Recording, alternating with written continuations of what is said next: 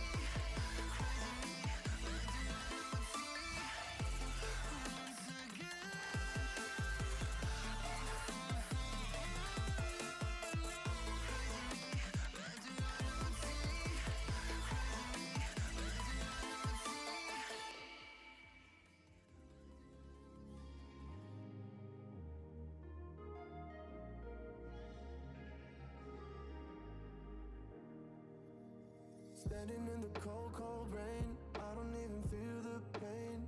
Anything to step away, I know we could both do better. Wish you would've left me here, now I'm just controlled by fear. What's the point in our reflection, if you never look in the mirror?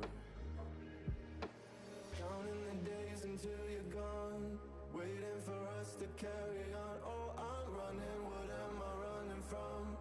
Time's going by, but where's the time going? I tried to give you everything, you took it all and took it for granted. If you're still falling out of love, maybe it's 'cause it's not enough.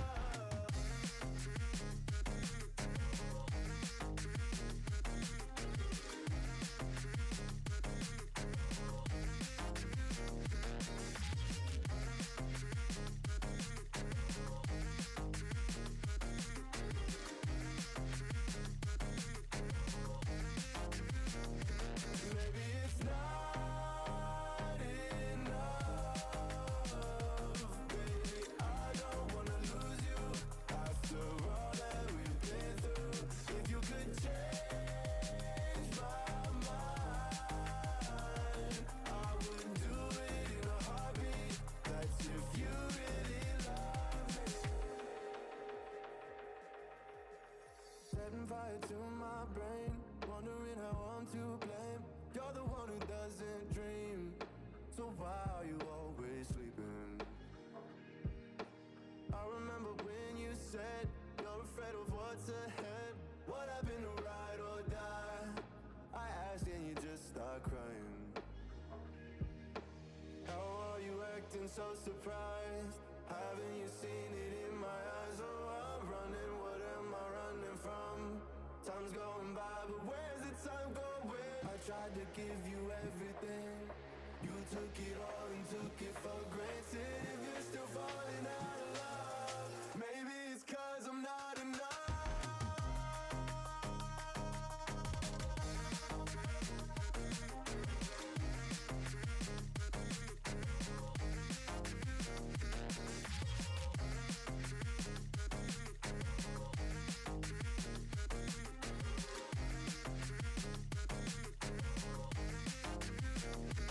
Maybe it's not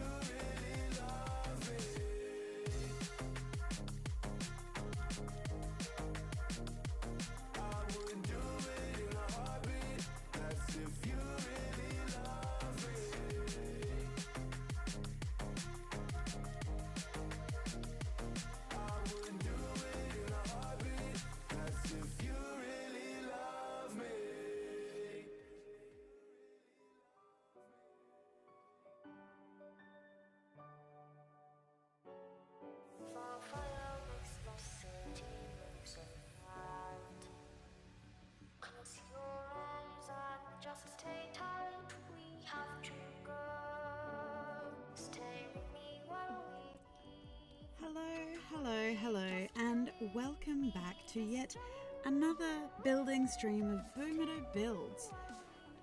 This is a stream where I am building the world maps for my custom TTRPG game. And we have been working on Seeker's Respite after everything. So, Seeker's Respite is in the plane of failure. And that is predominantly where the Fae live. So, yes, we have been working on this. This is a floating island community, the Ascendant Isles. So I hope everybody's had a great day, a great week so far. And as per usual, it is always wonderful to have you here, even if you're just stopping by, lurking, things like that. So yeah, we can just jump right in, I guess. This map underneath, this was actually the creation of the player whose character is from here, a character named Harsaruk Mistweaver. So they had originally created it, and there's a whole heap of world lore as to why their character is now in the Feywild, and the character's people are in the Feywild too. And a large component of that is because they were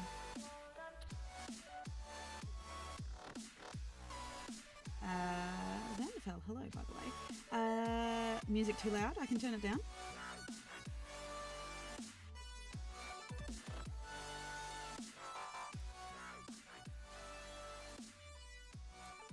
Is that a bit better? I never know if it's my voice is too loud. My neighbours do have some very loud music going on, so if there is some very loud doof doof bass going on in the background that my mic's picking up, that could also be partially what it is. But I did turn it down just a touch for you. Awesome.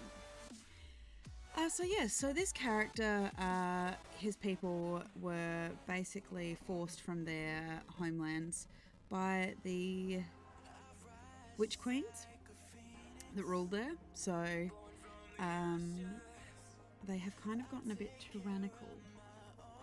And thank you for letting me know that, Vanderfell. It's always nice to have feedback if it's not quite working the way that it should.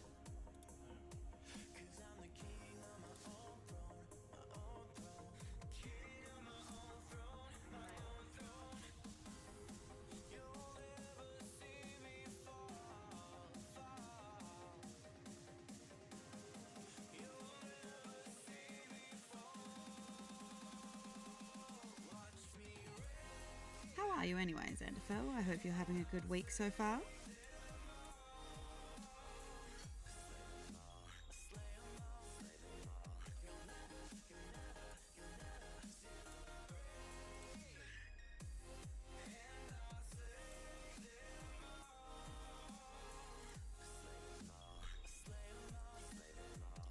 Tigress the Tiger, hello!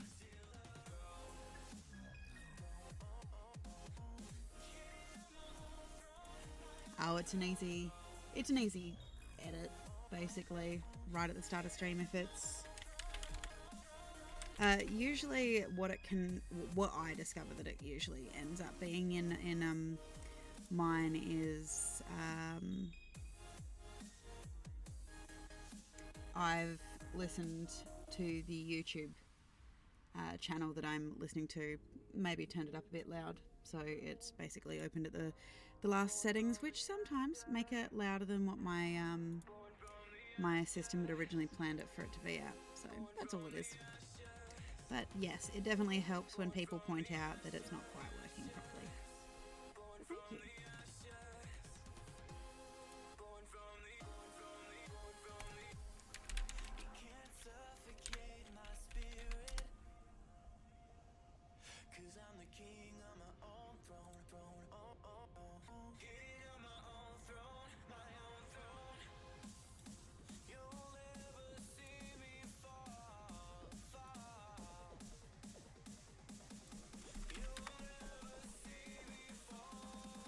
Ooh, ow, do not envy you that.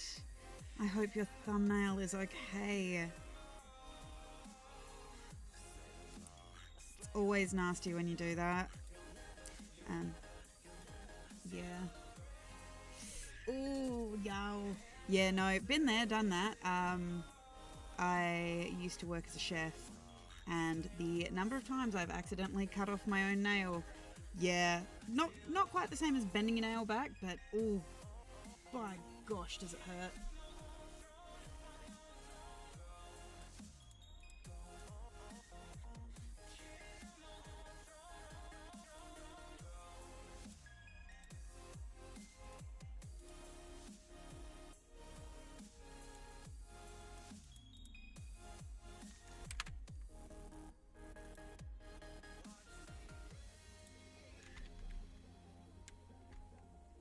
Accidentally saved, but okay. I'm assuming you're left-handed, it makes it easier. If it happens to the opposite hand rather than the dominant one. Yep. Yeah, I can understand that.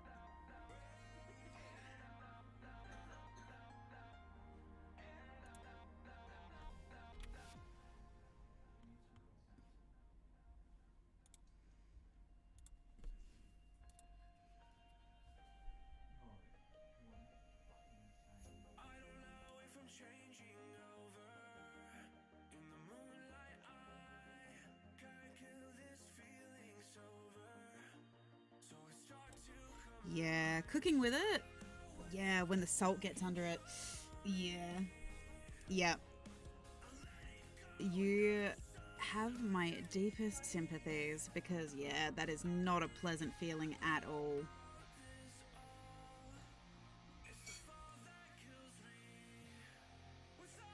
Hello, Tigger Tank, how are you?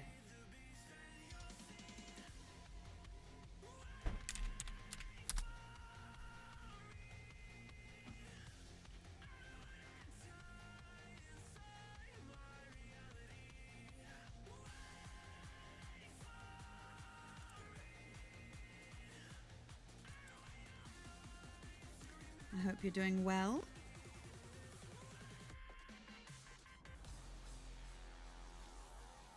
Started out with some very grungy music today, I think.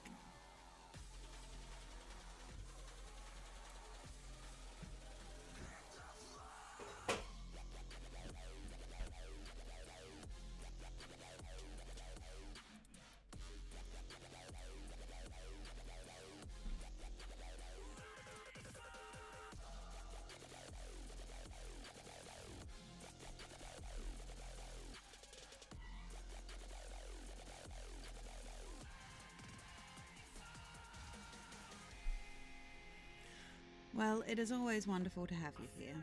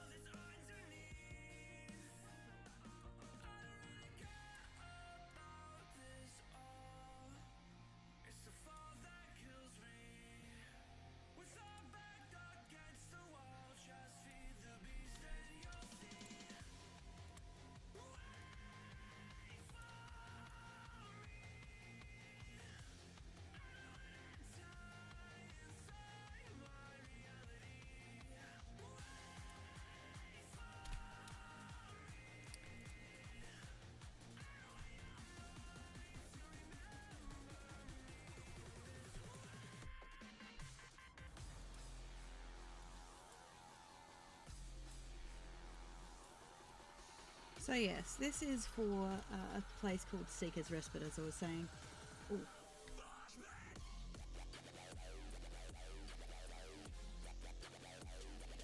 Yeah, I think I'm not 100% sure, but I think the nerve endings in the nail bed of the hand are a little different.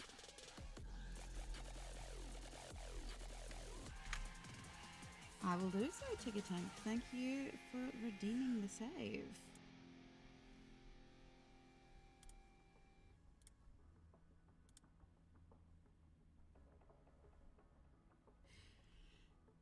So yes, Where to start on some of my world stuff? What are you interested in the world stuff? Because I've been building this game now. It started out as a single campaign. Started out as a single campaign world saving kind of.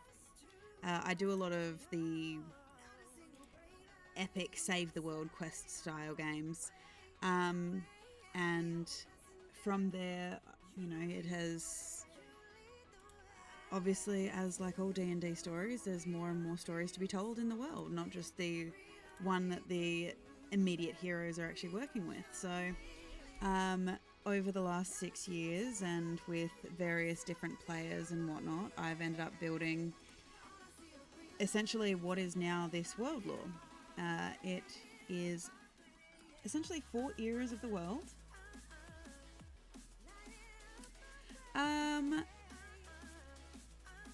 At least based off of what the most recent release is, Xanderfell, they're saying they're not touching streams and things like this.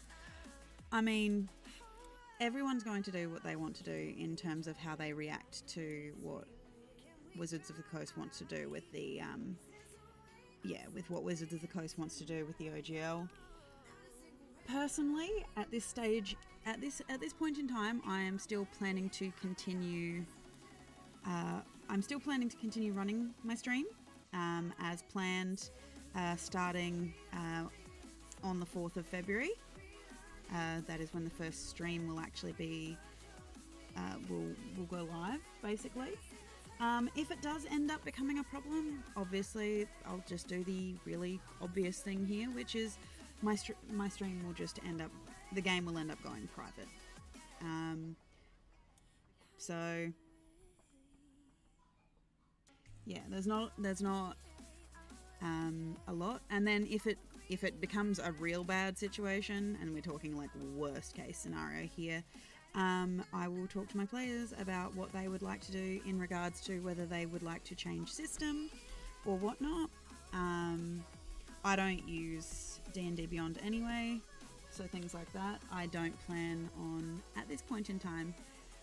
Where I am with it, regardless of what they decide to do, even if they decide to completely backtrack, it's going to take a lot for my trust to be re-won. But I actually didn't end up buying a lot of Dungeons and Dragons books anyway, because all of my worlds are run, all of the games that I run are set basically in my own world. So I didn't really use a lot of modules and things like this, and I really like my third-party creator stuff. So, for example, I really love the monsters and whatnot in the Tome of Beasts by Kobold Press, and things like that.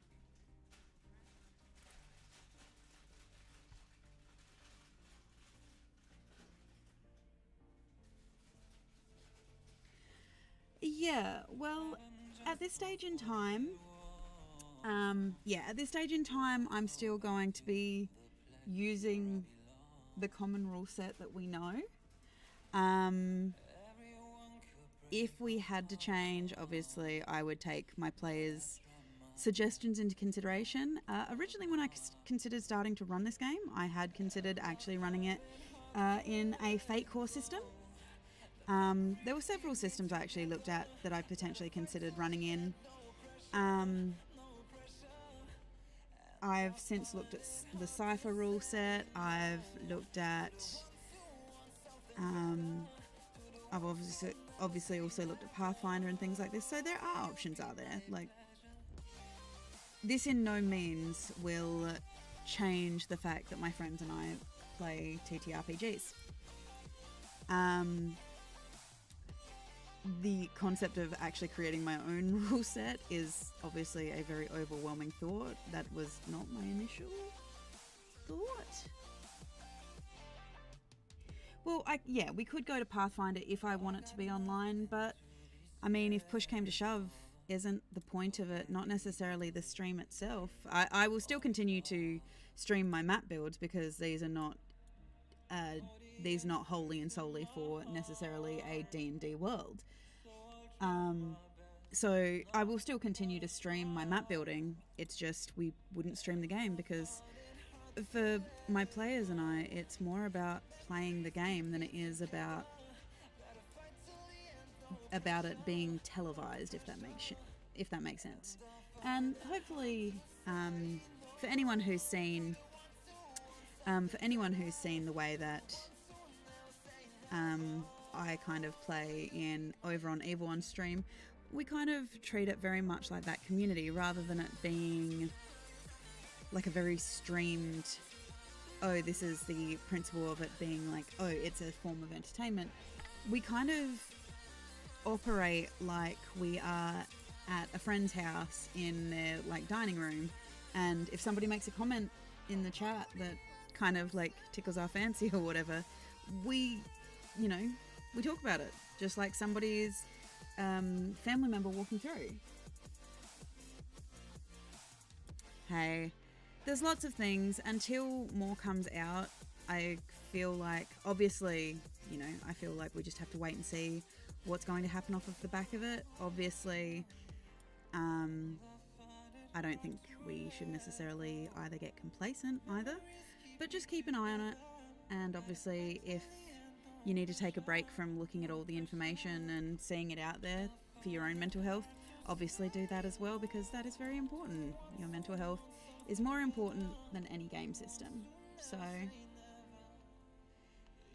yeah, at this stage, I mean, if you really, really like, I feel so, the thing that I feel sorry for the most is the representatives who have to be the front line of it, basically, who are wholly and solely having to deal with the customers and the customer complaints. But from, at least to a certain degree from what I've seen, anytime anyone's actually had any interacting with them, they've actually been pretty polite from what I've seen. But yeah, I just periodically check up with the Twitters to see if anything has changed. But we'll see what happens. Either way, it is not going to stop me building my maps. It is not going to stop me running my games. The only thing in reality that it has probably stopped is where I spend my money, essentially.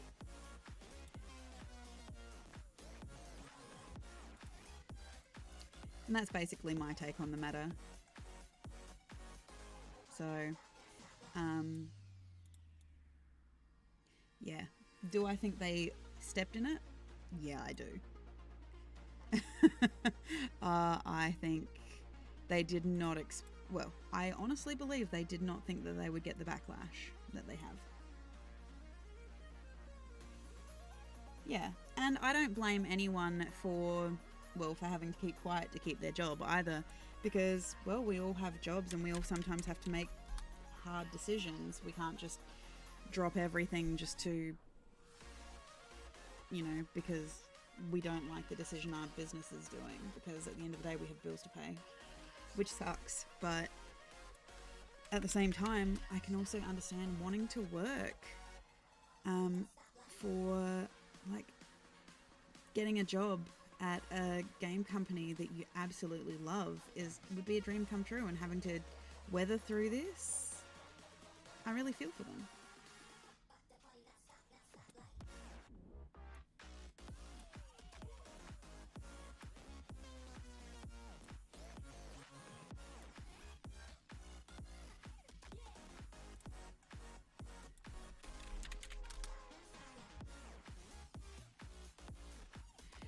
Yeah, I mean, it's just going to make people more creative, basically, and what we're going to get out of it is, we are going to see more and more of this, the rise of, as you've said, homebrew and things like this, because,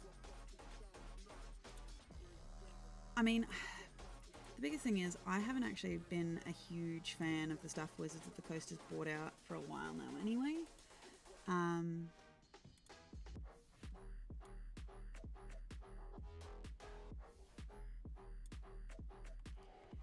And that's just my personal preference with my particular play style. And everyone's going to be different on that opinion. Yeah, there are lots of ideas out there, but not every idea is a good idea.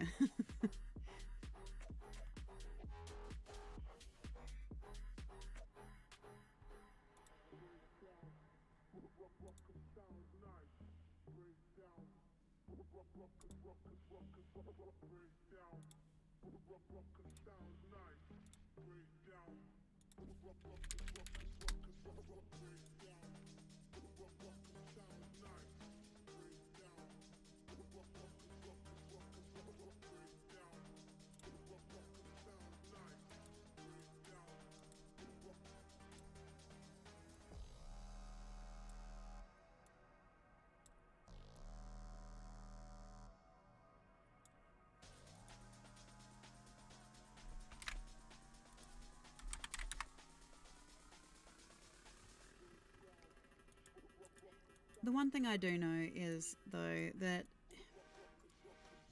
this won't kill TTRPGs.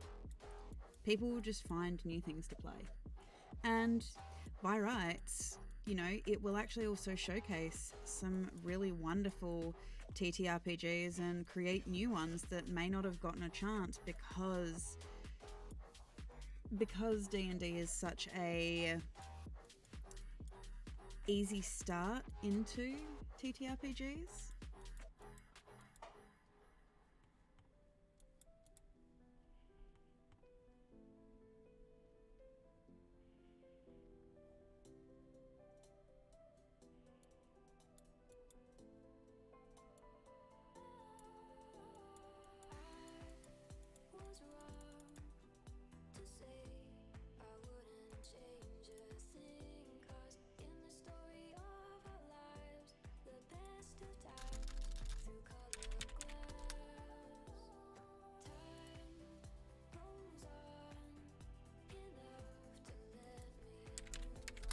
Can fog work? No, we don't have fog either. I'm gonna have to make my own. Just...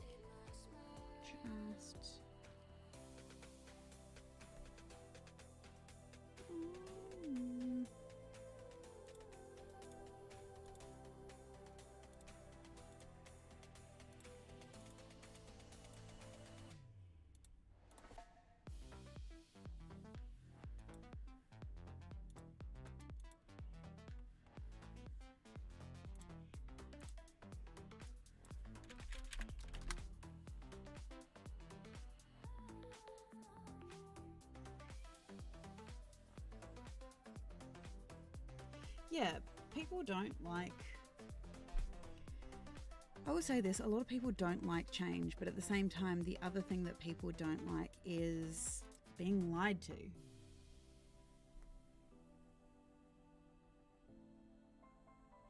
Yeah, and that's the thing, we can always find a system we like and tweak it to our own choices. I mean...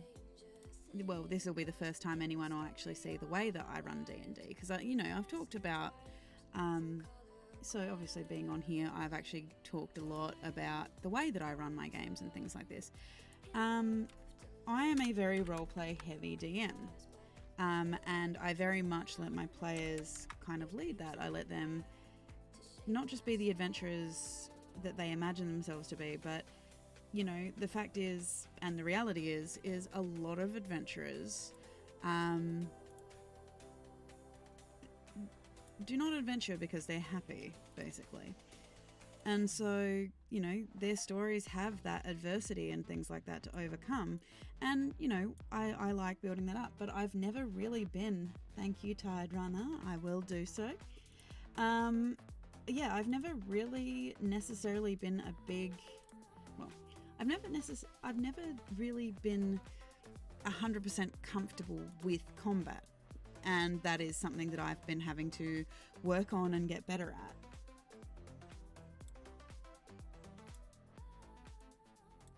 Yeah, so I've had to work on and get better at that. So now we'll want a bridge here as well.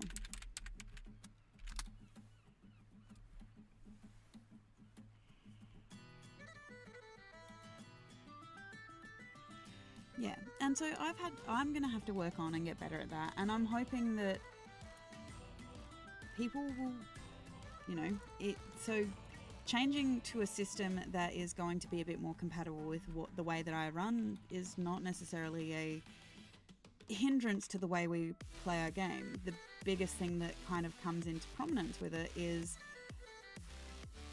basically picking a system. If my players want to change system, then that's what we'll do. But overall, if they don't, then I'm also happy to accommodate not changing as well. There are plenty of ways around this if you're not making content for purchase, basically. Now, do that save that I promised. So this particular map itself was created by Tide Runner Gaming for his character Hasa Rook Mistweaver. Hasa Rook is a legacy character.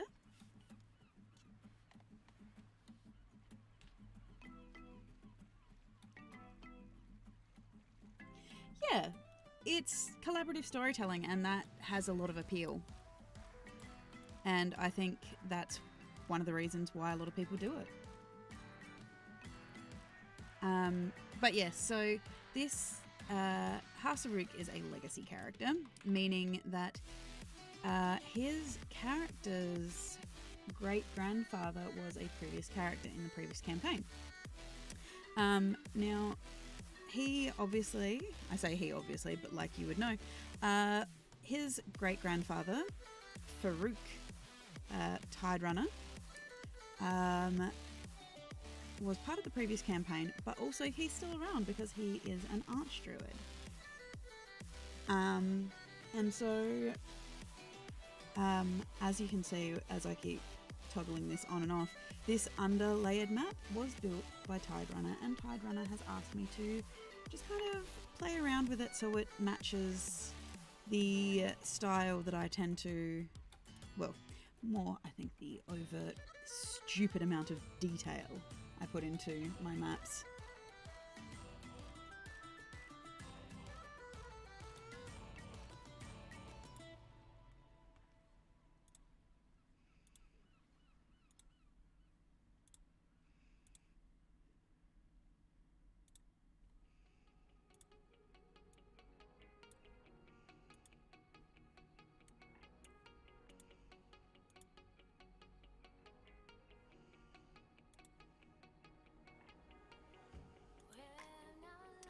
Hello, Queen Zephyr.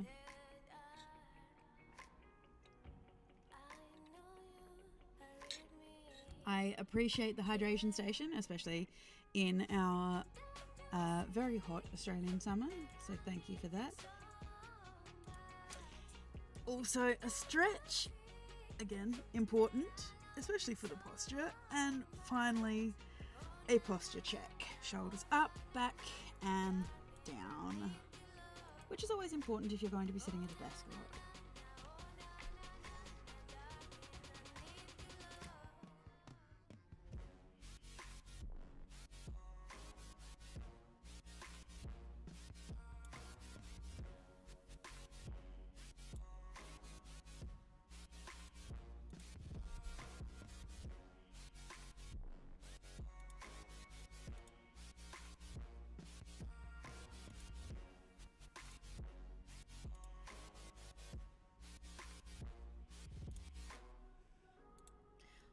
What rocks do I have here?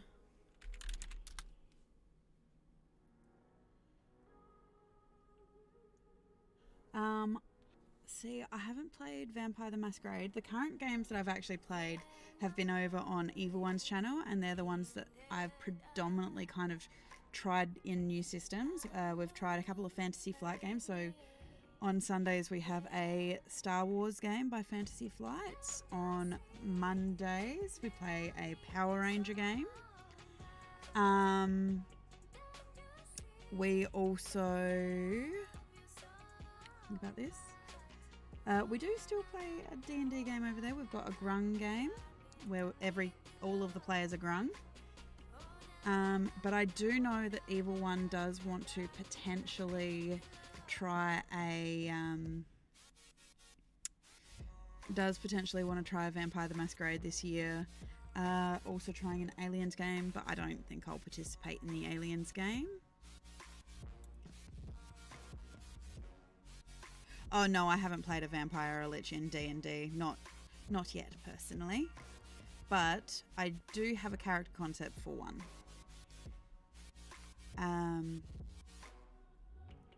obviously, you know, I end up tweaking mechanics to make them work, at least when I am the DM. Which, if you do like seeing a lot of tweaked kind of stuff, you will like this Saturday game, because there is a lot of stuff that's going to be tweaked in this. Have you seen Vampires in 2nd edition? No, I haven't.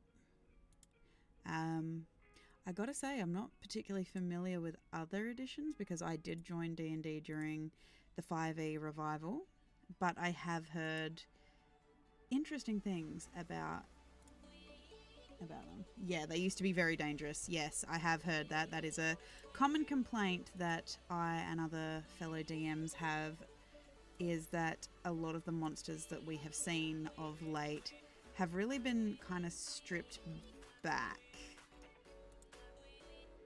So, which can be a little bit frustrating.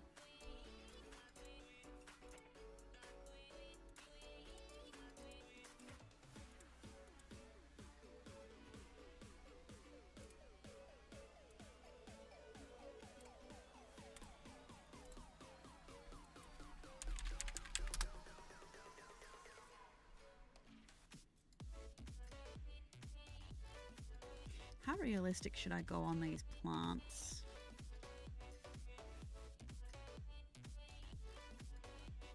I could do an amalgamation of them.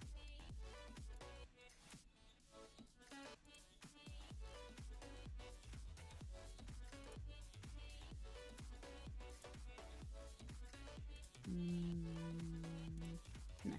Yes.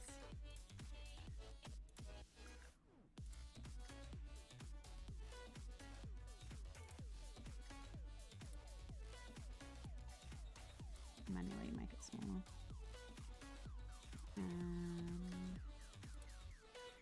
Yeah, that's not going to work. That bridge needs to come up. Yeah, there we go.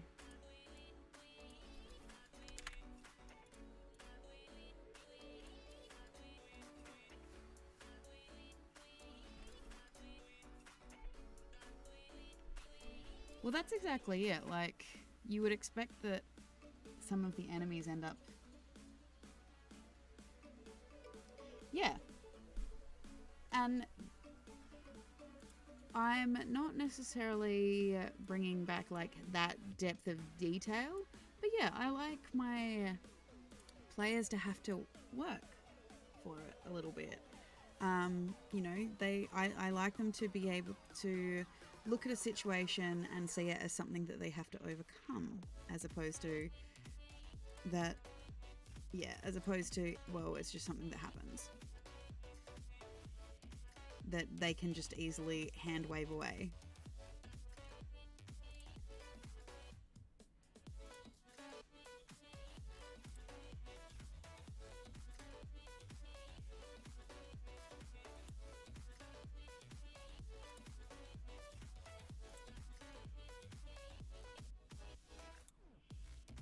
How's this looking, Tide Runner? No, it's just, not actually working on it properly, I guess. I am working on it. It's just not what you expected me to be working on.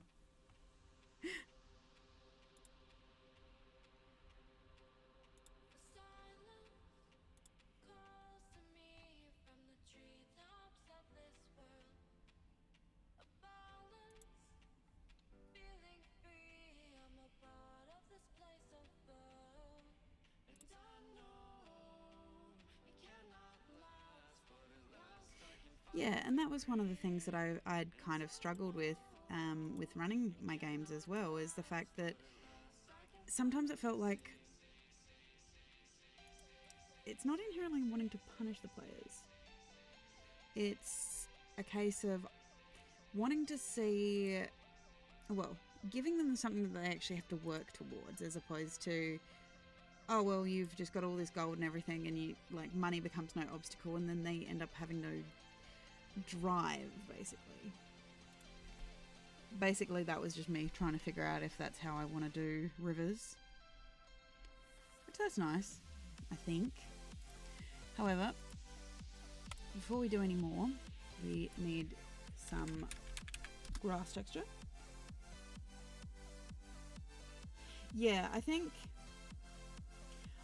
that tends to be the case, that we see the way to make a lot of enemies more difficult is essentially to just give them more hit points.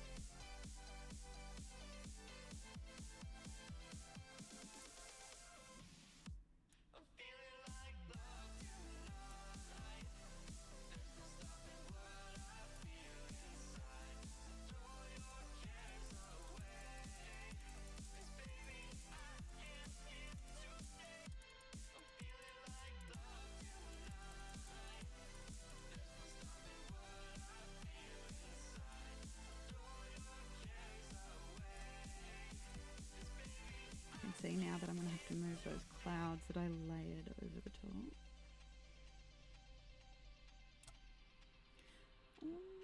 Do I need to move those clouds?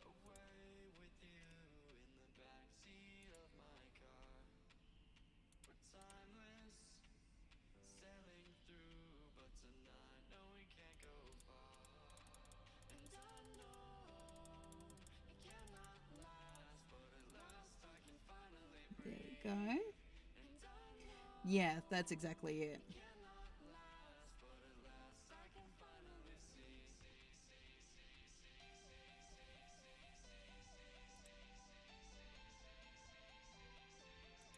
I might work on the forest first because that is the easiest place to start.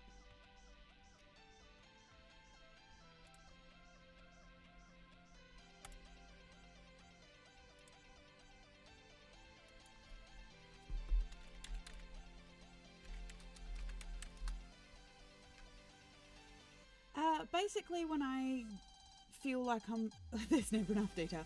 That's not inherently true, Tidrunner. I kind of just get it to a point where I'm like, okay, I think I'm done now.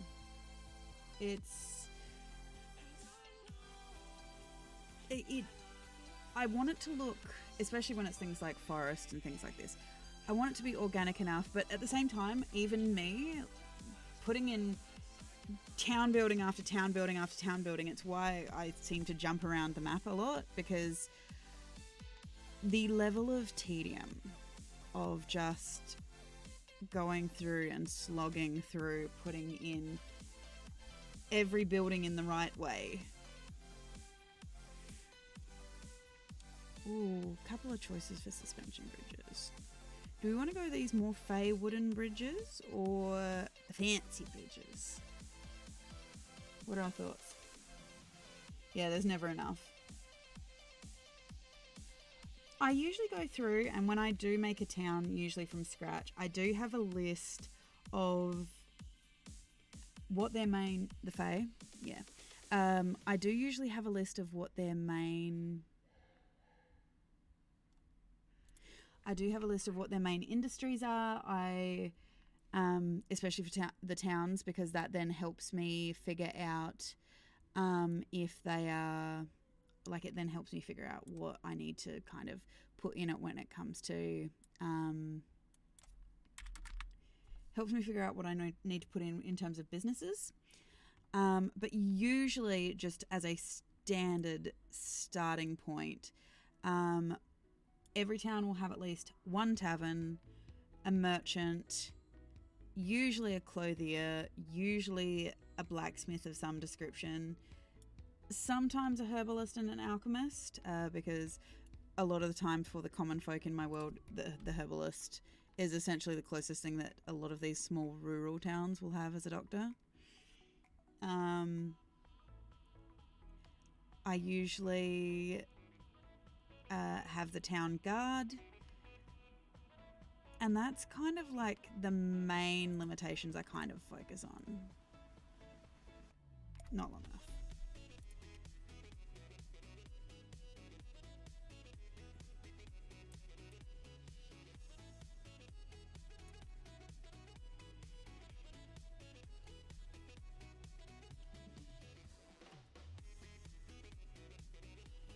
no, that is one of the main reasons. Unless it's a bigger town in which, well, this game is a little bit different because obviously the previous game we played, the Laureador and Unitary State was very industrialized in how they dealt with things. So we saw the rise of a lot of like there were healers, like the Children of the Sanctuary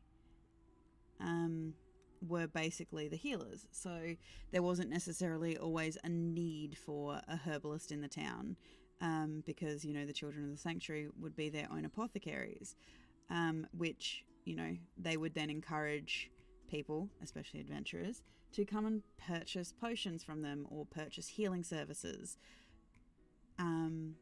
you know, so that they could then continue to adventure. Because, yeah, it was very industrialized like that. Whereas this is a bit different. There's going to be less likelihood of them being able to find clerical healing, because their connection to the gods and the celestial planes has been very interrupted. So any character who's deciding to go cleric, not that we have any clerics in the party, but anyone who can do god-supported healing, all of a sudden they become a bit more interesting to people as, you know, people start to notice that, well, I can come to you for healing. Which can become problematic for a group of adventurers who want to remain stealthy and things like this. I'm trying to figure out, you're not inherently a Fae-run town, so I don't know if I want to go full the Vine Gates and everything, because I'm going to be running various different ones for the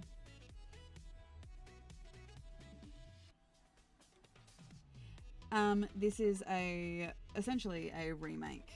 I'm using the map that they've sent me as the guide for this. So all the locations that they've put in and everything like this, they've been very specific about the locations and the names of locations because they tie into things that were influenced by the characters and things like this. Ooh, what are we thinking? Do you prefer the desert or the Fae Tide Runner as architectural style? Because this is the Fae Gates. But then we also have the Desert Gates up here. Or we even have, obviously, the standard man-made. Oh, I just like the aesthetic more than anything. As in the coloration, the aesthetic, the kind of finish of the buildings. They look a bit more rustic, I suppose, in a way.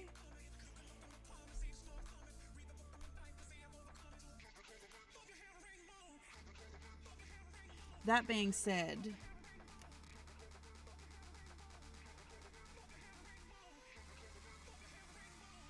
alright, I think I'm going to go Fae because you've got the forest and hauling stone up there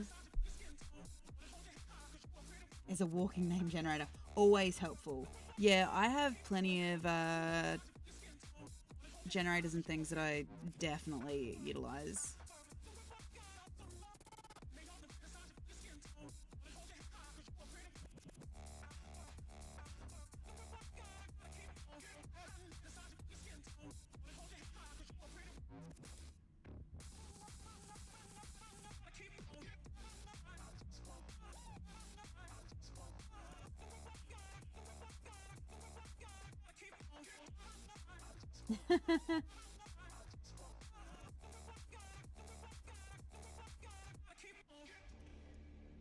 Thank you for that, Tide Runner.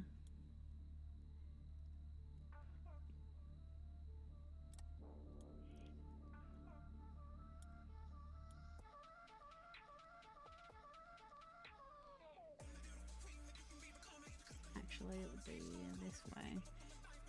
So these gates are stopping people getting into, I believe it's called the Forest of Valor.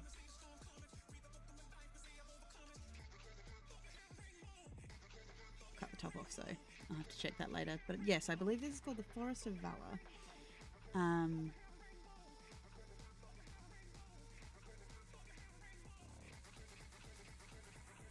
Well, thank you for that. I will keep that in mind. I believe that there is a feature in the channel points you can use to essentially name businesses and things like that.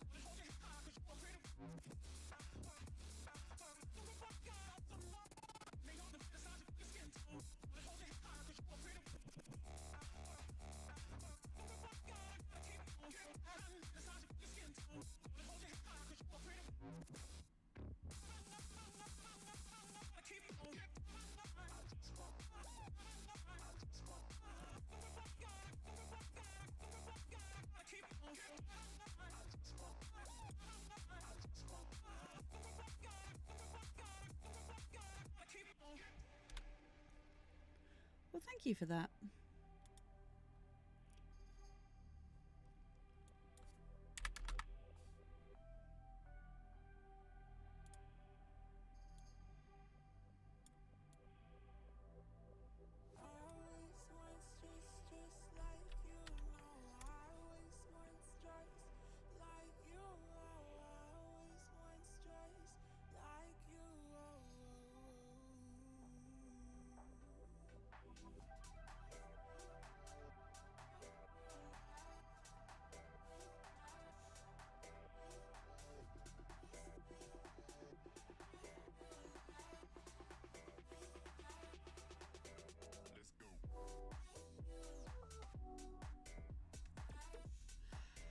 Well, as I go through the towns, I do ask for names of businesses and things like that.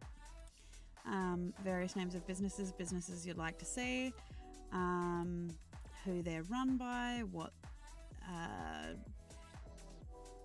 goods they provide, things like that. Ads, of course.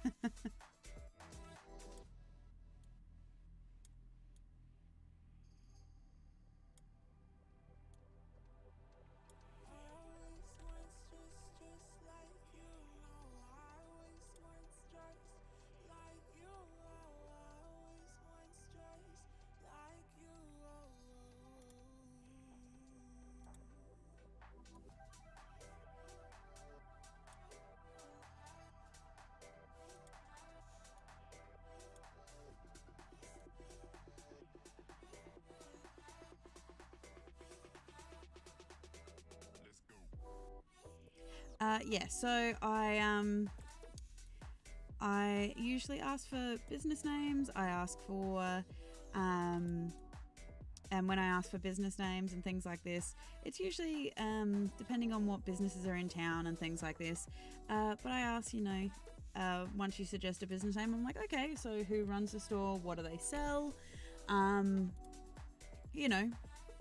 If you would like a business in the world, you can completely build that business. So, and then I endeavour to do my best to bring your characters to life, hopefully doing an okay job in the process.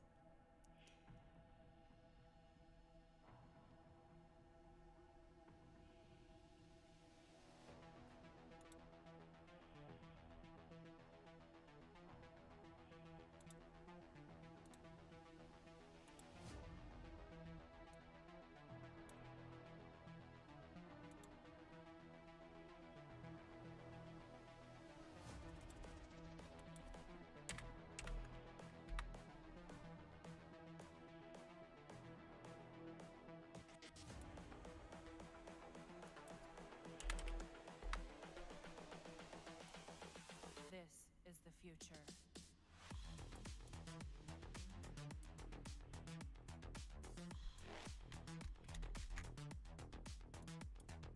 Evolution.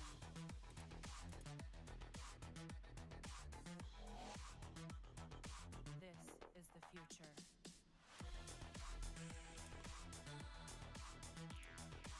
These qualifications. They might be a bit big for what I want.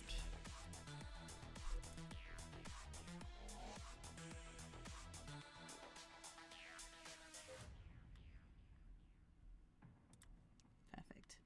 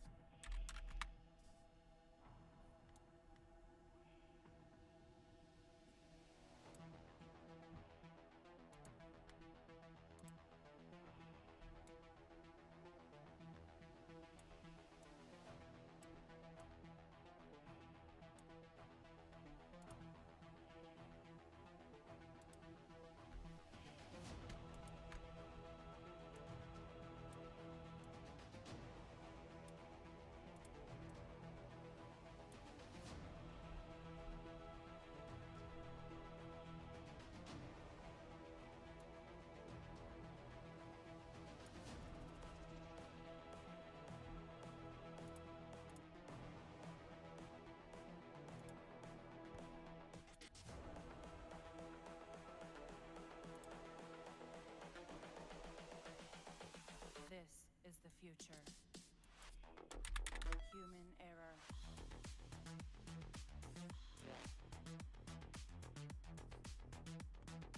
Evolution.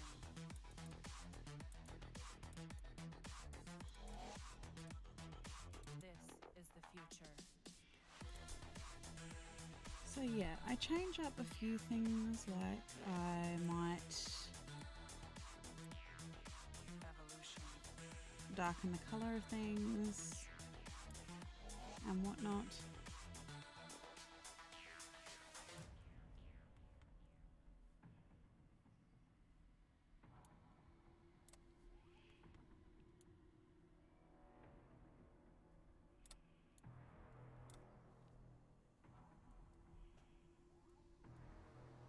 This is not the right one.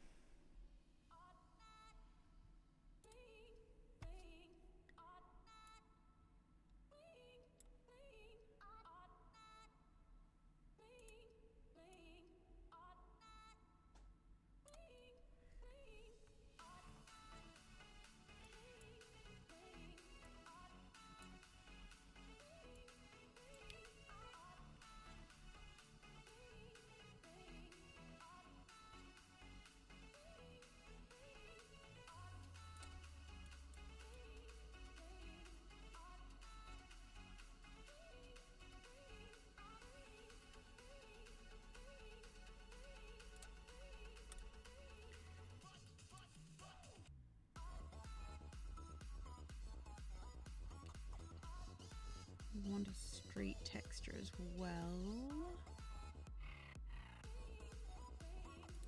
I actually like that, but I'll make the size of them much smaller because I actually like the idea of the grass being able to poke through this.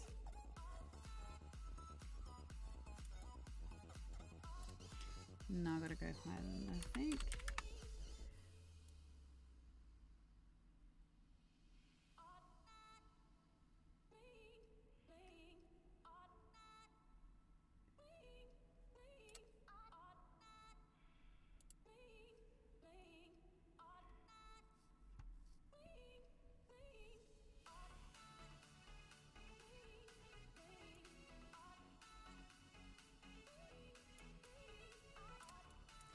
Now, this is a detail that probably won't even get noticed, the fact that there's grass growing inside on the green of those couples. But I don't mind.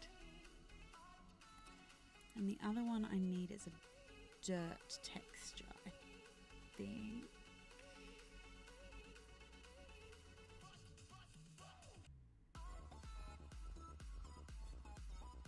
That's seaweed.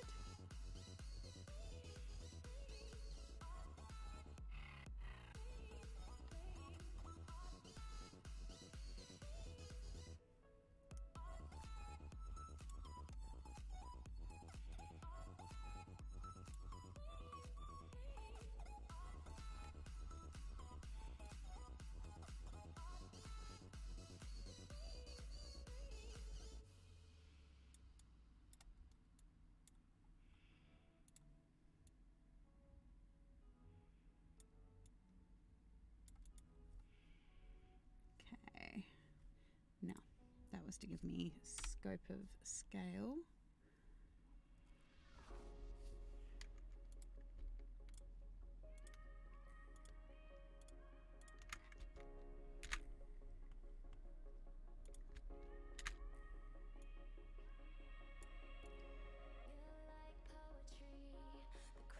Now, I've been told that they release a lot of creatures and things like this into their forest here. So that is why it is only accessible through these gates.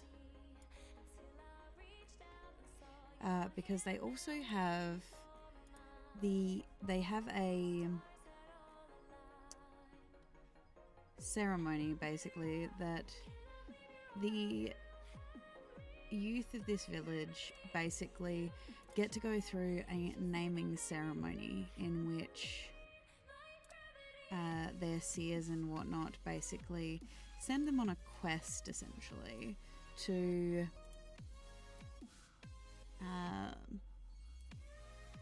best in whatever way makes the most sense to them a creature that has been foreseen for them, and from that they actually end up with a different name basically.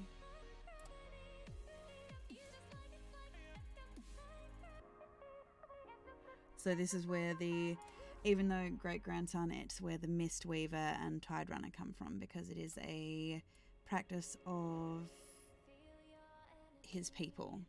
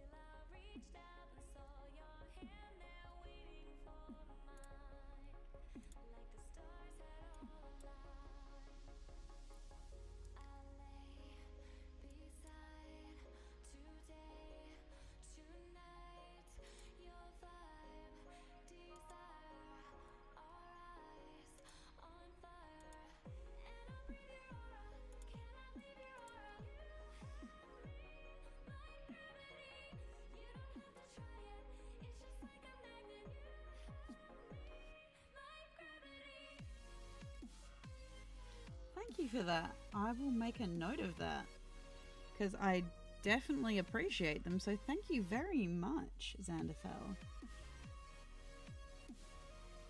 Names always help.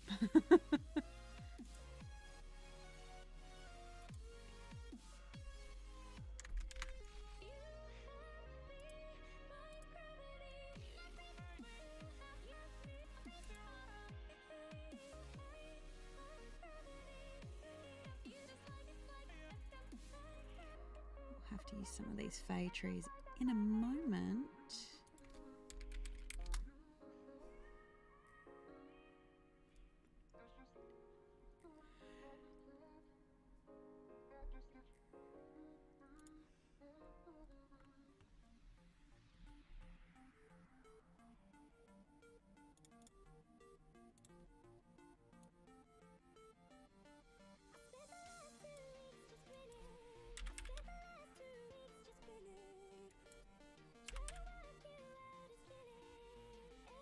That's a really big tree. I don't think it'll be that big.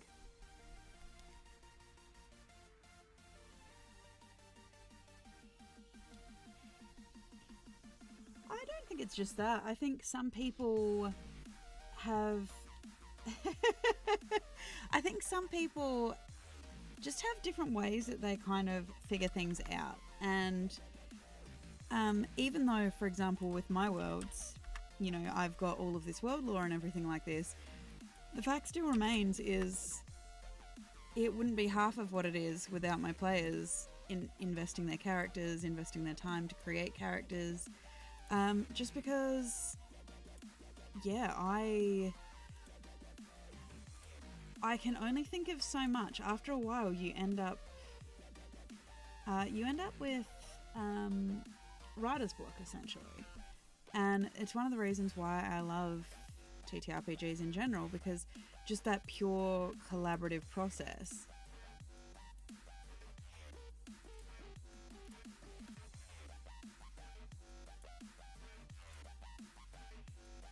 Yeah.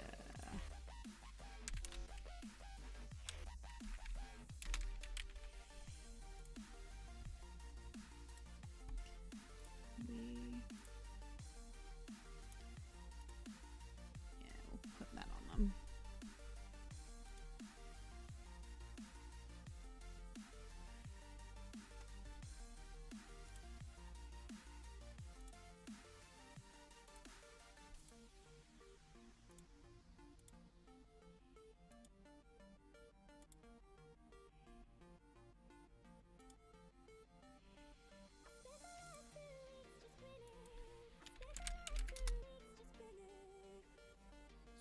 And that's kind of all it comes down to, is just the different ways people's brains think, really.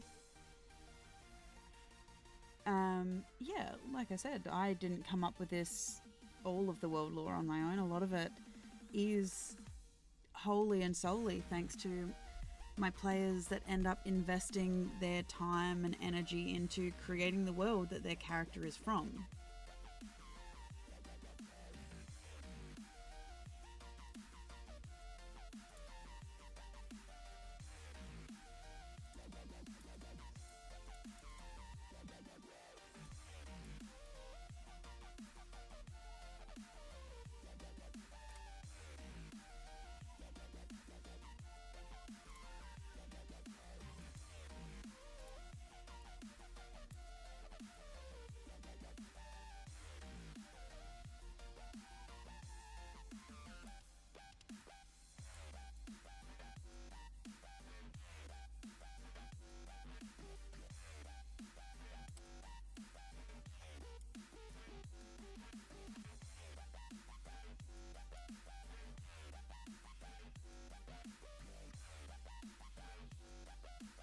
See, that's cool.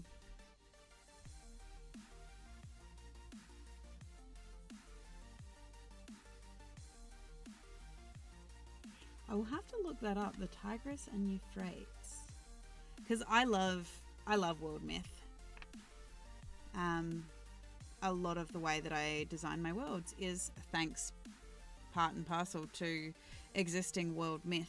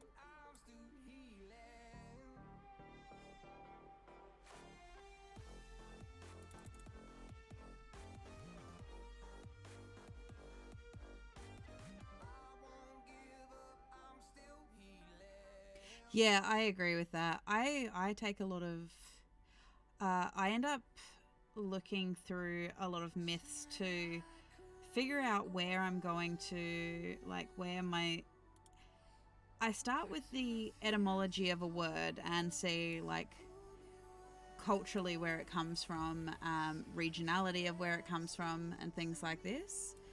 And then I kind of just start going down the rabbit hole.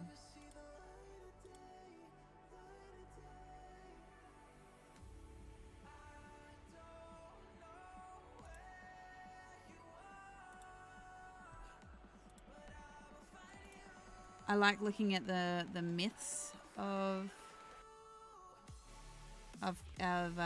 names, behind names and things like this. Like working out, for example, breeze. Breeze is a really interesting one, and then you start working backwards of like, okay,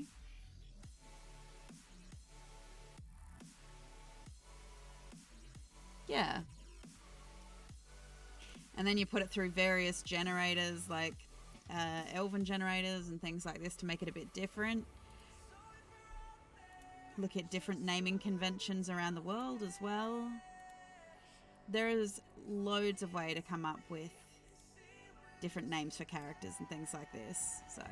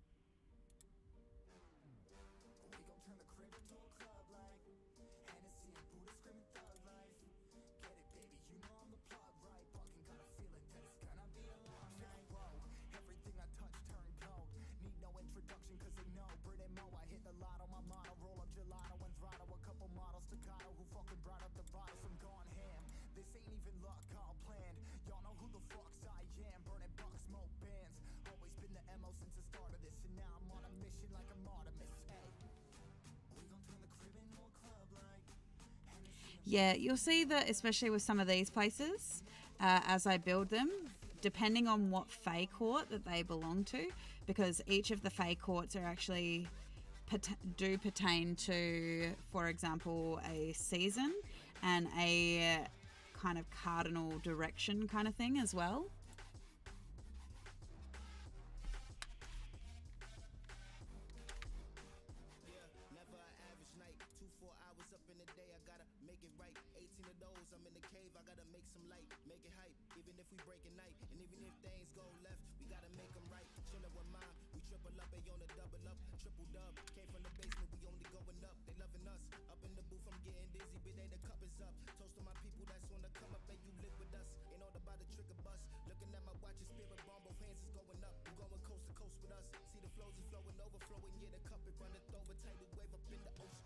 Hi, Silvery Spear.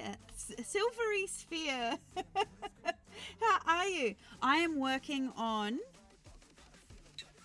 a town that one of the player characters is from. It is called Seeker's Respite. So that is what I'm currently working on.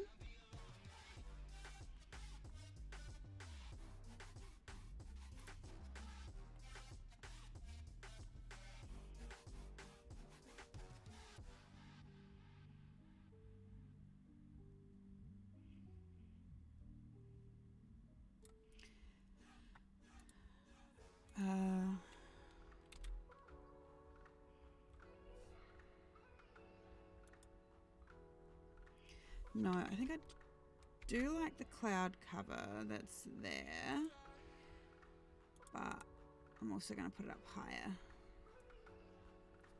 Yeah, no, please. Thank you for the lurk.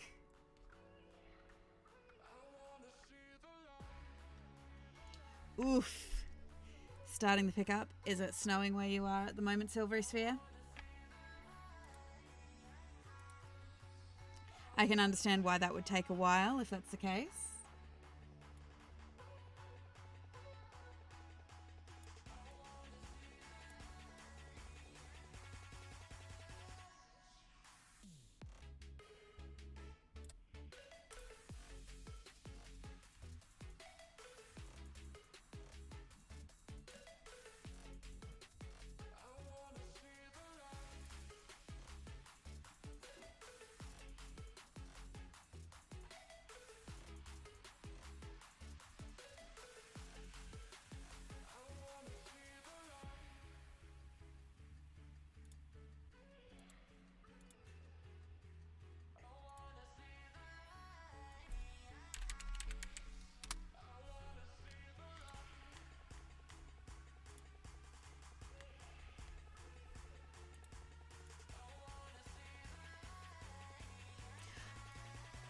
Knowing that these are ridiculously high in the air, would you cross them?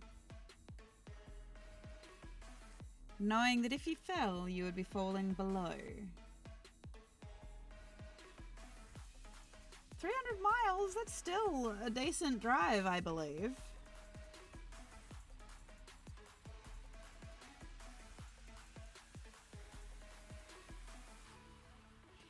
See... Yeah, see, this is the problem. They can't get thermals because, yes, the Ascendant Islands, due to the events of the Starfall, it was an event known as the Starfall, basically a giant meteor hit the world as it was, destroying the world as it had been, and it was only through the actions of the Ascendant gods that basically meant that there was a world left after it. But any of the islands that float now are the last remaining land masses of that original world, basically. And because of the nature of the meteor that hit, in the fact that it was essentially a sentient moon kind of thing,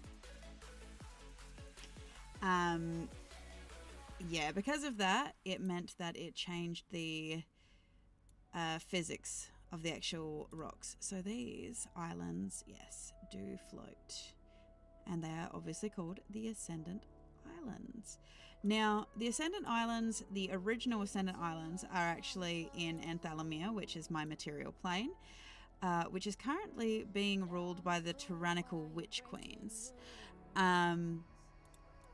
But after the events of the merge, all of the topography of the different planes is identical, but they have also managed to keep their individual aspects, I suppose. I can do a quick show if you guys haven't seen them for a while. So this is Feyaware, or the Feywild. This is Anthalamia, or the material plane. And then this is the Hells, or Nethrake. As you can see, each of them have the same land masses and things like this, but they have still managed to maintain their individual aspects, even though they mirror each other.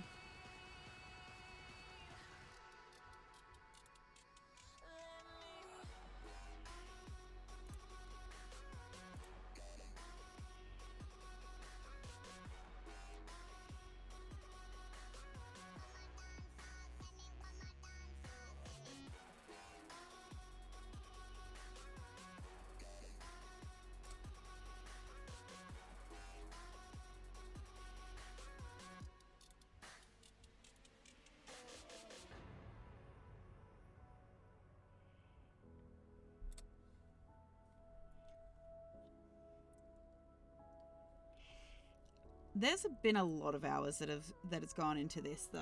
I will say, Xanderfell, and just the pedantic perfectionism that I kind of end up putting in.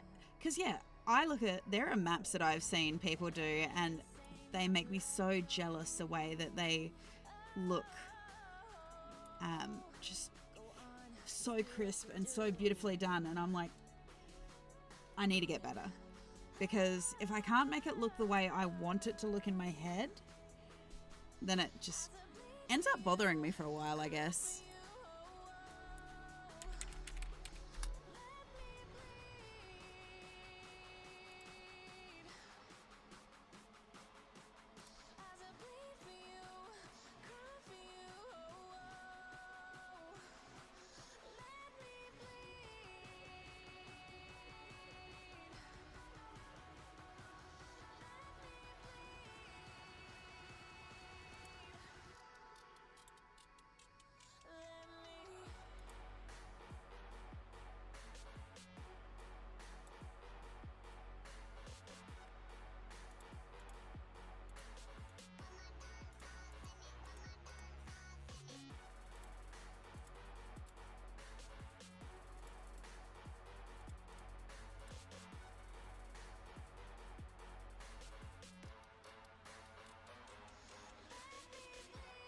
Oh yeah, it ends up being a work in progress. I'm 35. I started this whole world like 6 years ago. Yes, the wonderful Valcor. Valcor is actually going to be a player in this game. He is playing a Raken Urbanite Ranger who goes by the name of Rick Rake. Was his class picked because one of his class abilities is literally called parkour? I will neither confirm nor deny. Yeah, I've heard good things about Wonderdraft.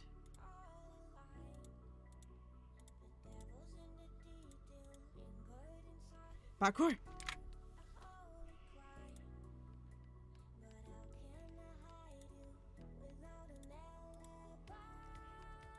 Hey, when you're a story builder, game master, just any kind of world builder, your world is never really done. Especially once you start taking into consideration that it is going to change as players live in it.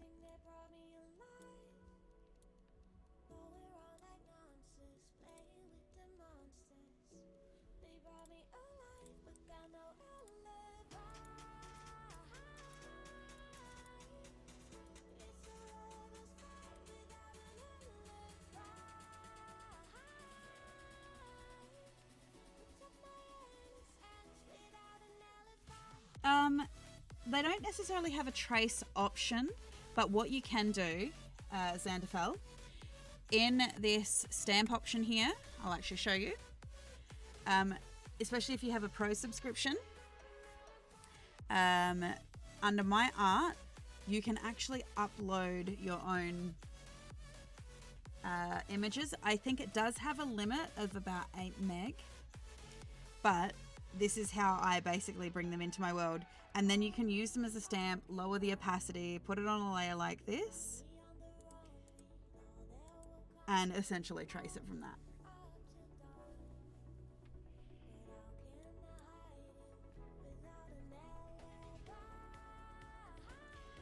You can make them smaller. It depends on how much detail you need to be able to see. If it's just the shape of the land masses that you want to get accurate, or what I did with my world maps, let me see if I can pull one up. There are areas on here. I'm trying to find a place where I haven't made it look super smooth. Here we go. On the Enthalemia map. Yeah, all I did was, so on this Enthalemia map, you can probably see there's a bit of a cross section. I've tried to get it as close as I can to get it to match and things. But part of the reason that it took me so long to build these maps is you can actually, if I put it back here, up the top where you've got your 3 lines, there is actually an option when I open it to resize new map from region, and you can cut it into quarters, and you can resize that, save it at a lower size if you need to, lower resolution. And that's how I've actually ended up managing to build my big world maps now. And then you save that, and you can then take them in and put them together as 4 pieces, basically. So that's how I ended up doing my big ones.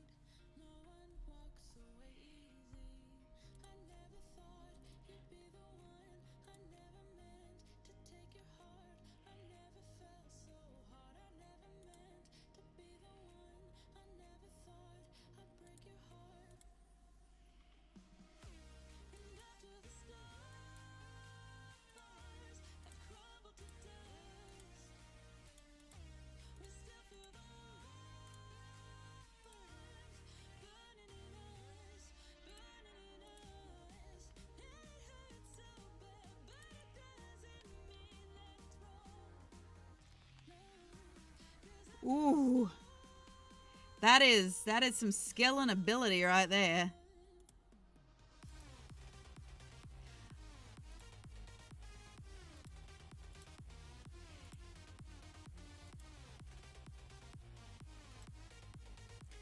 I'm going to do a save. Yes, oncoming storm for chaos. And I will say this time, Valcor, order is going to push back. Yeah, that does end up happening. So, because yeah, you can save these.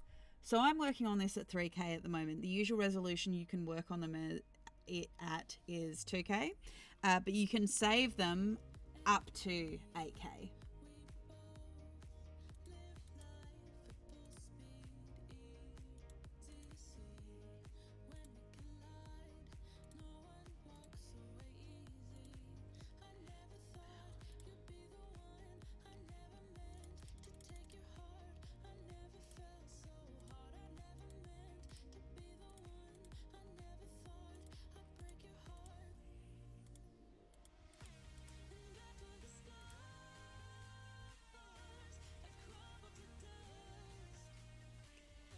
Who knows? Rick Rake may be part of the order this time around.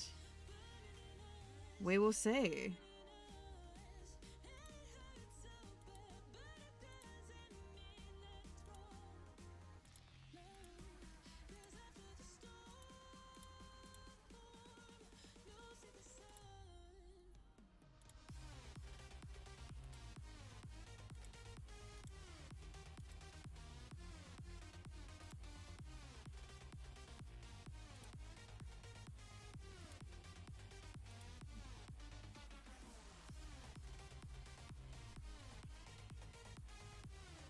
Yeah, I can understand that.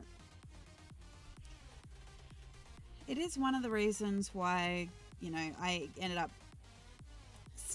like rebuilding my maps in Incarnate. But I mean, if you've got a one that you're planning on using as well, that also works.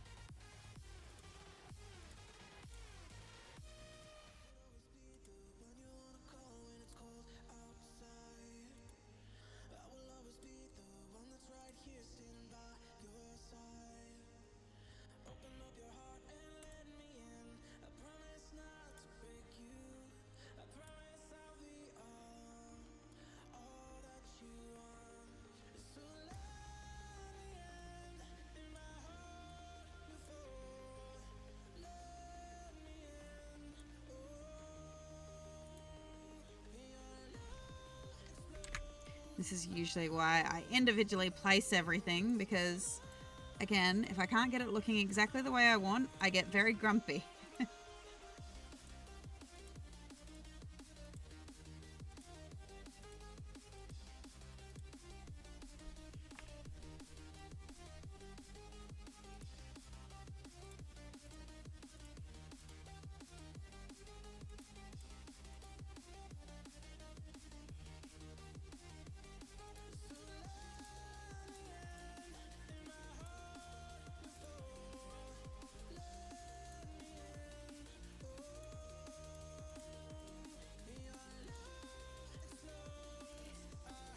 wonder.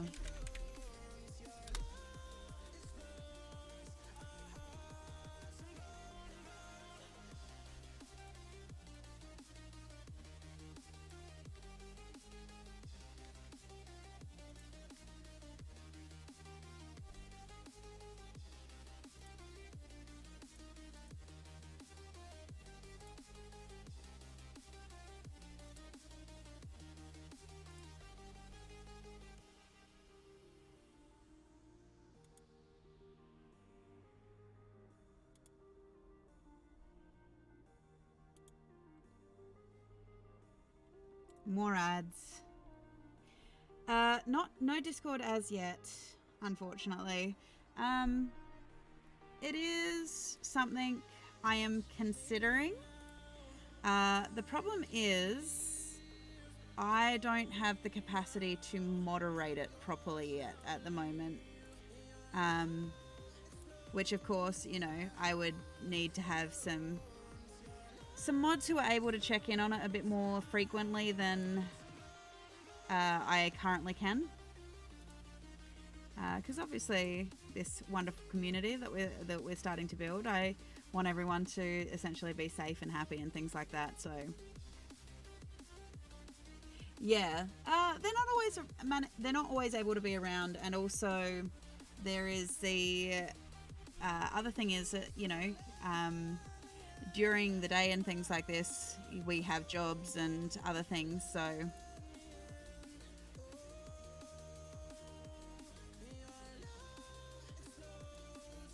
oh, that's okay. I'm able to make the server and everything like that. I've kind of already got the pre-prep for it. I just haven't had the time or the capacity to do it just yet.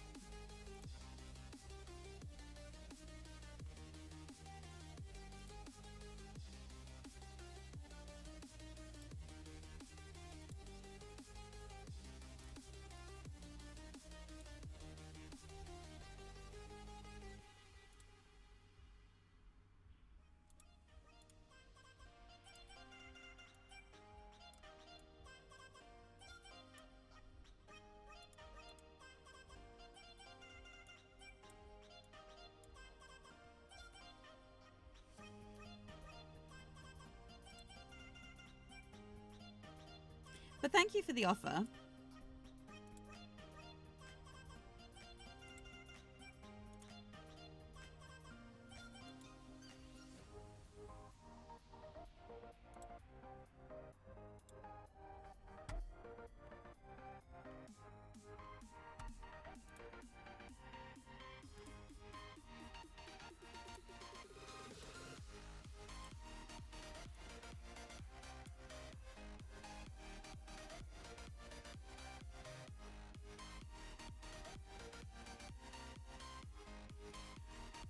Well, thank you for that. I will definitely consider it. And yeah, I will definitely consider it.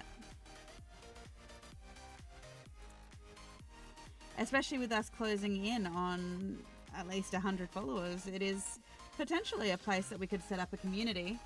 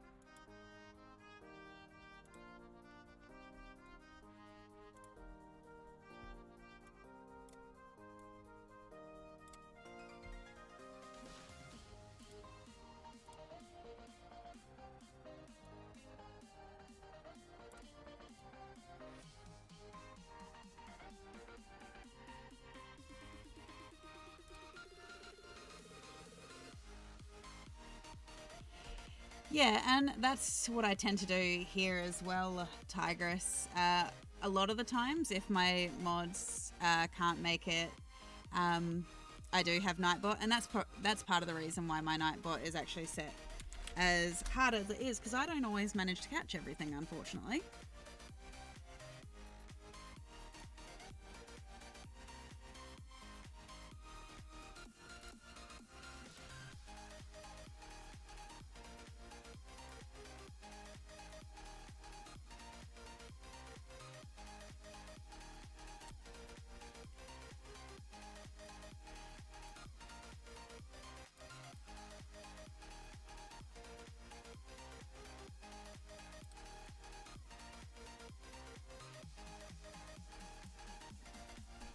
Honestly, there was a level that I hadn't really thought about it because I hadn't thought that I would need a Discord or something like that at this point.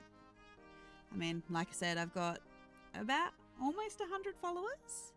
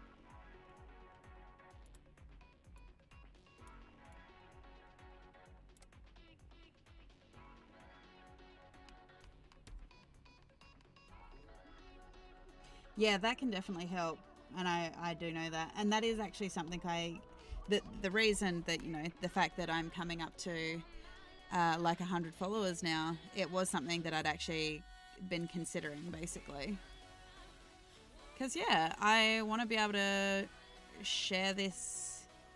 I'm trying to figure out what I want to do and how I can share these maps with people and things like that as well. So yeah, that was something I had considered.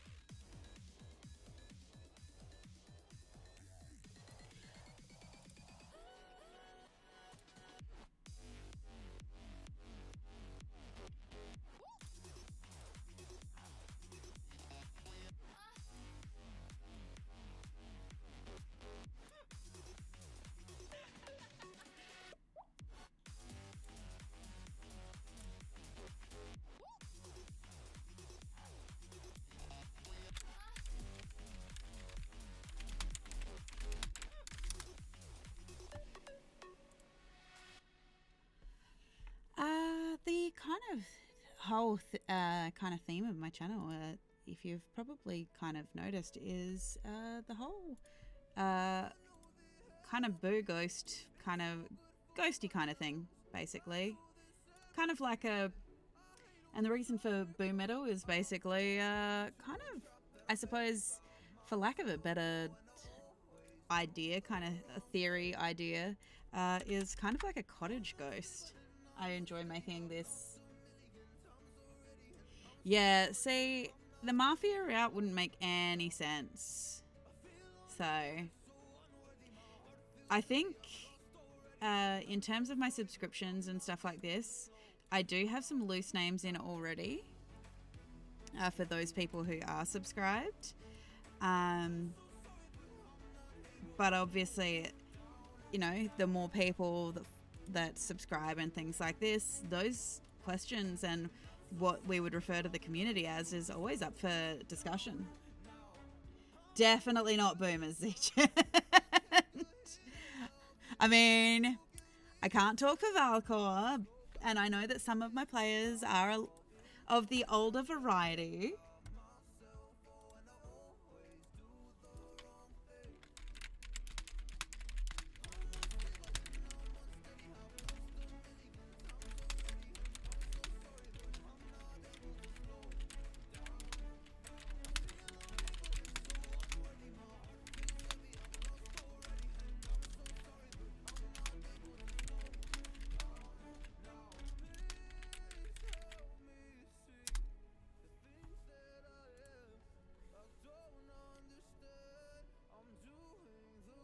Oh, yeah, I can completely understand that as well.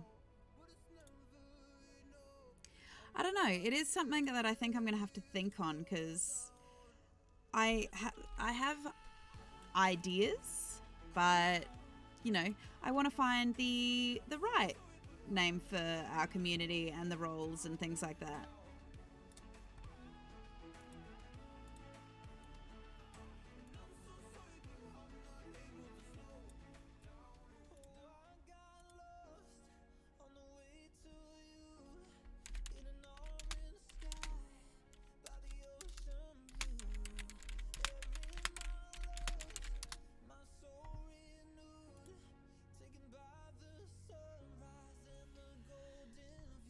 Yeah, see, that still doesn't feel quite right. I have at least a kind of little bit of a random ghost thing going on, at least at the moment.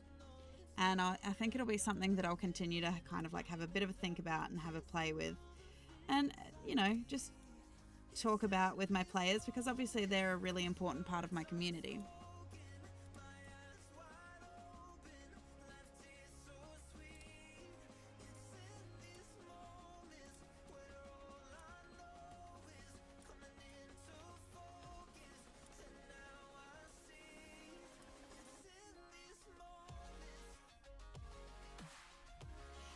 Yeah, for the whole Boo thing, like the little Boo ghost, and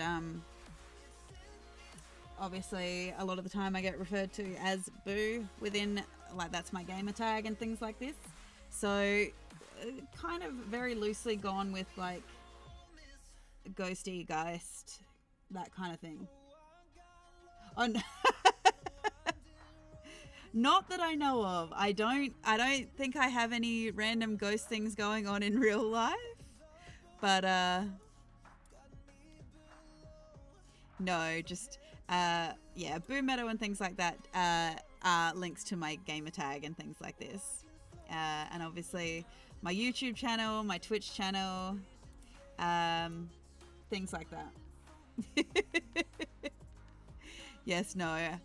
I don't think I've got any ghosty things going on in real life that I know of.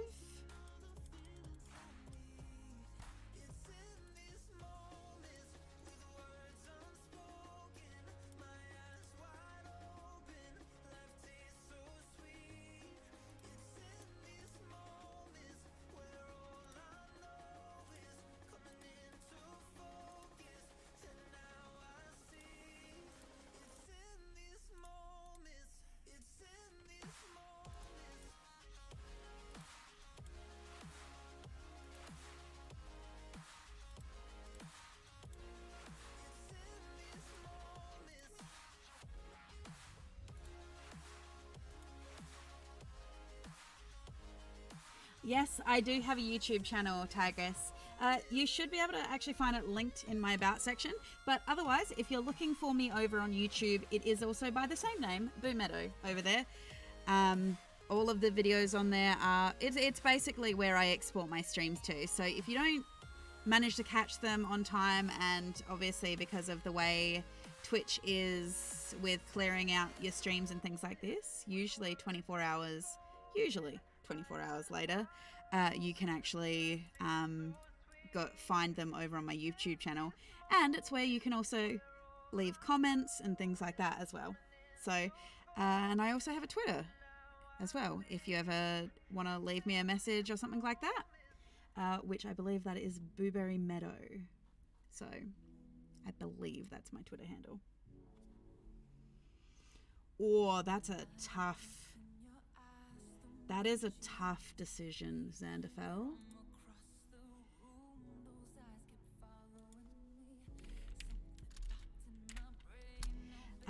Yeah, no, that is a tough one, especially because, and my players can attest to this, it is a tough one for me, considering I've just given them 136 playable species to choose from.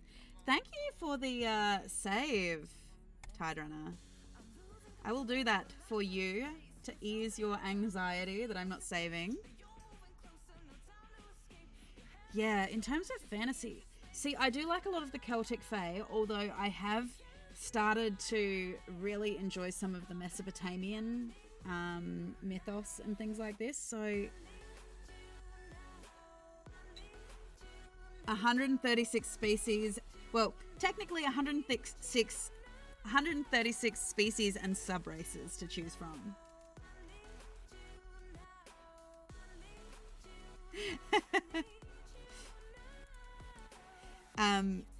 Yeah, and they've come from a variety of different sources. Some of them are homebrewed third-party content. We've got some references from Heliana's Guide to Monster Hunting. We've got the Corpus Angelus. We have a variety of additional sub-races for like Aarakocra and things like this. We have customized... There's like, I think, a customized dog race, Fae Corgi, Fae dog race. Players can play like a Dullahan as well, so your headless horseman. Oozkin, which I believe come from Heliana's. We also have in the Feywild a sentient gummy bear race. That's a thing that they can play in my world.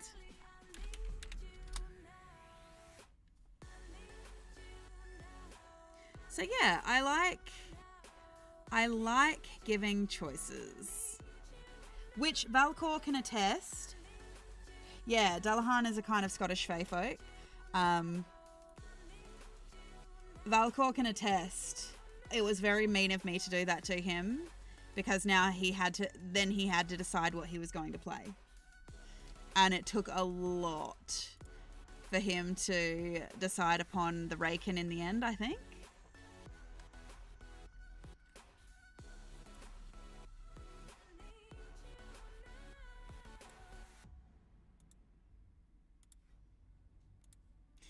Now this filter, okay, I'm going to make it bigger first of all, so I can actually see what I'm doing. Can I change this filter?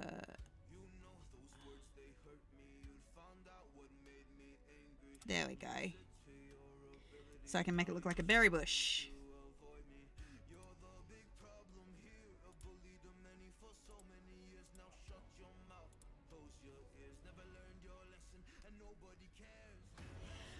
I have a particular soft spot for the Fae, just because I like the inherent natures of them, and the fact that they are not necessarily always evil. They're kind of ambiguous,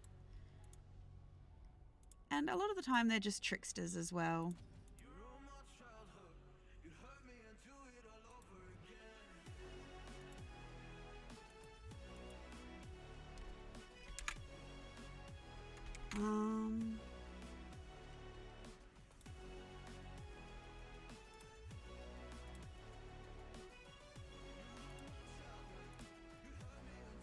I'm hoping that I'm doing this forest justice for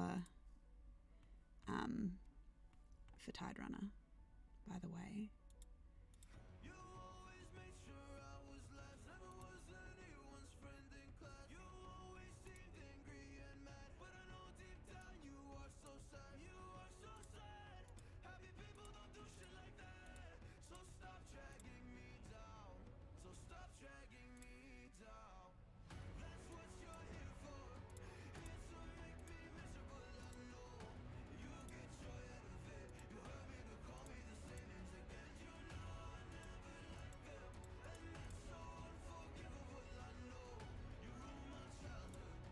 So here you go. Here's your forest tide runner so far.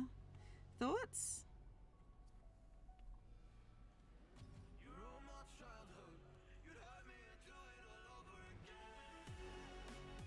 Making it a bit more of a fey forest with all of the pretty colours.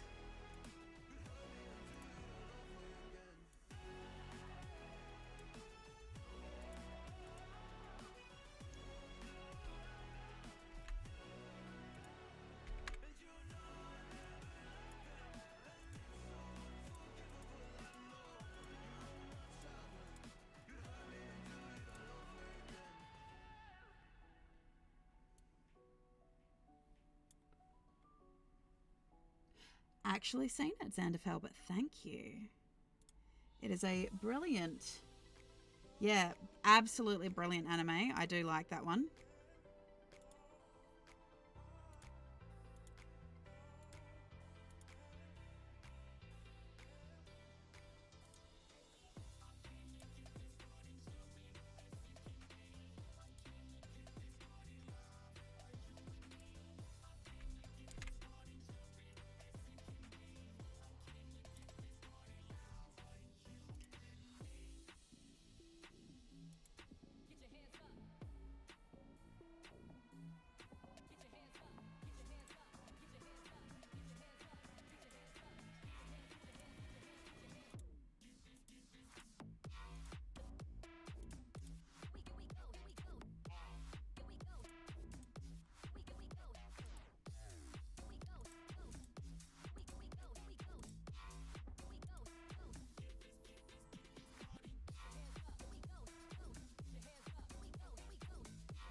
Okay, I'll have to check that one out because that one I haven't heard of.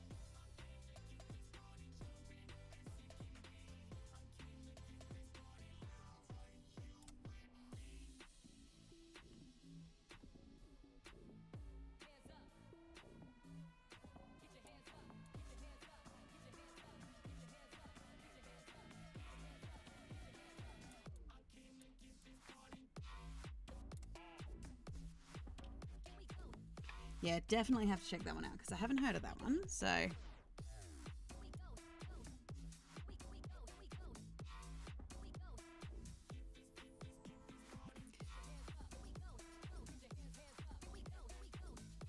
one that I actually really quite liked was The Boy and the Beast as well. I really liked the direction it took in terms of defining essentially the humanity of the characters in it.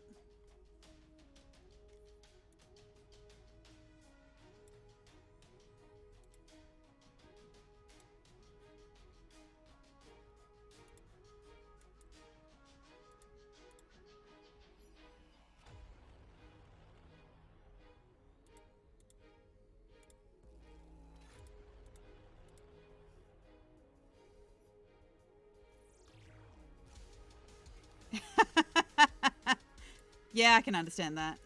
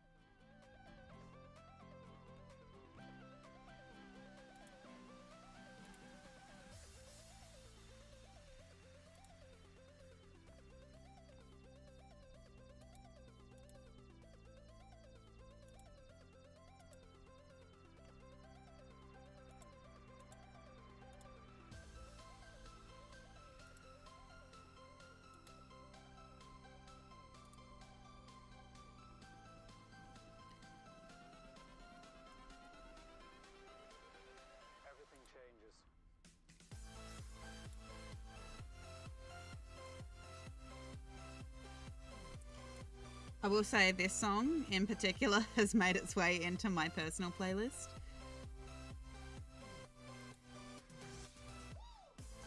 There's this one, and I think another one called Candyland as well.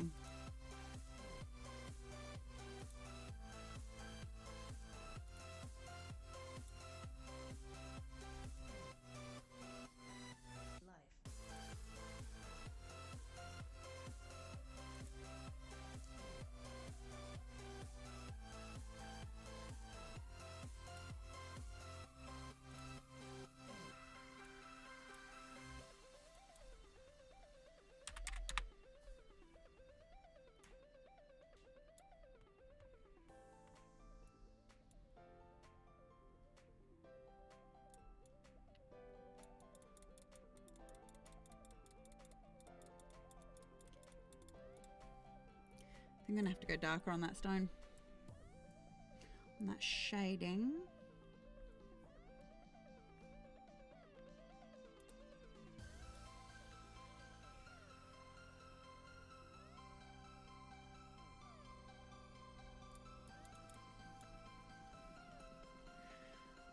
I actually think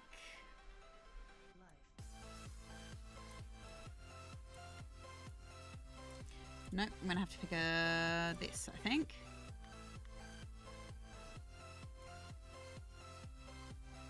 Bring it as a really dark blue, maybe. Bring the brightness even further.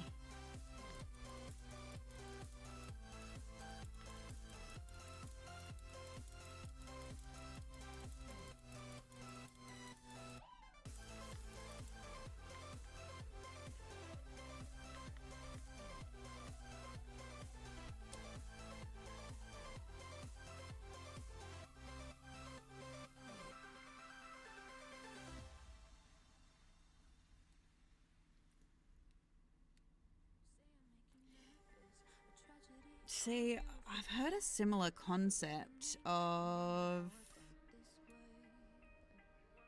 Now, what is that anime? I think it's I Was Reincarnated as a Slime. It's a similar concept. At least on the interim.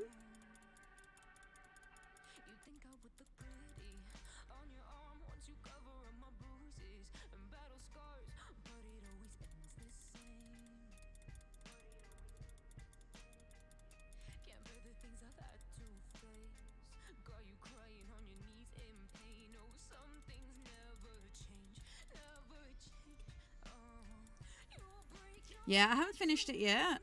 There's a lot of things I've kind of got on my I need to get around to finishing pile.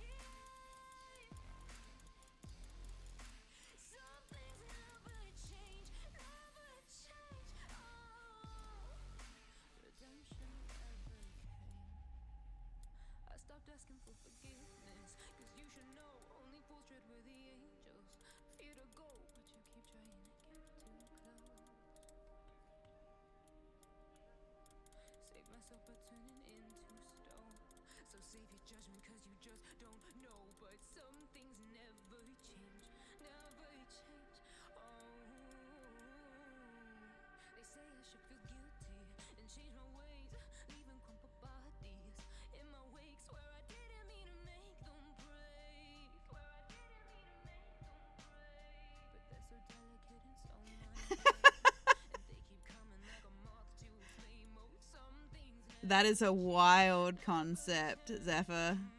I love it though.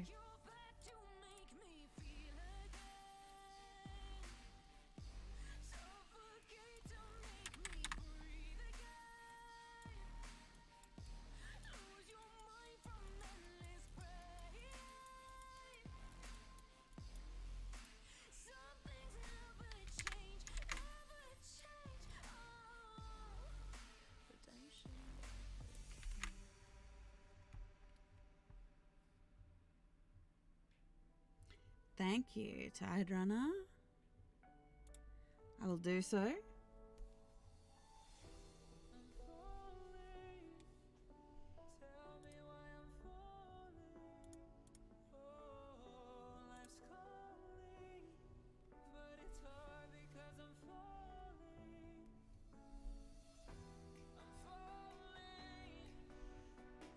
and Tide Runner still haven't made it onto the actual town yet.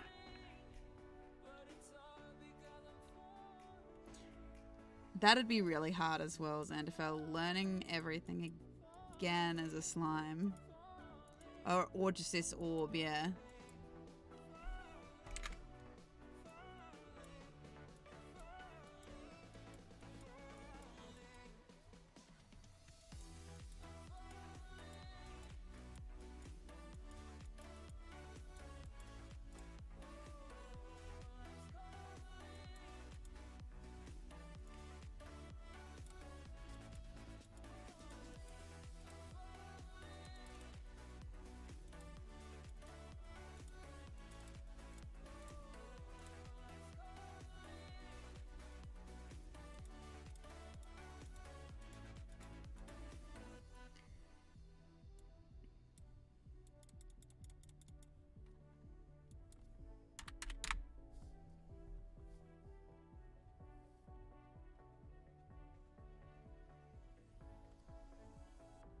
Started to fall, and where were you? How could I know you were falling too? That's what ends up happening, isn't it? This is why D&D games are perpetual. So much plot, and they just keep on going forever.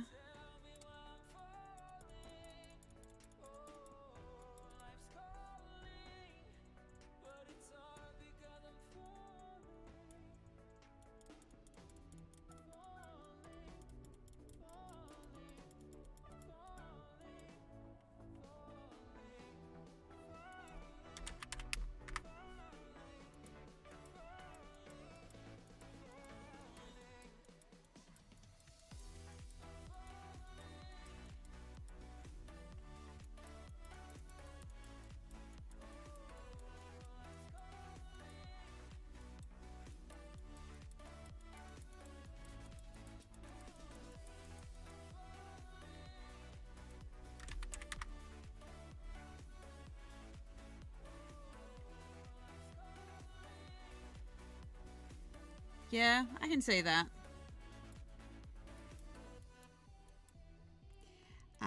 I know it's risen in popularity even more so recently, but Your Name is a beautiful, beautiful anime as well.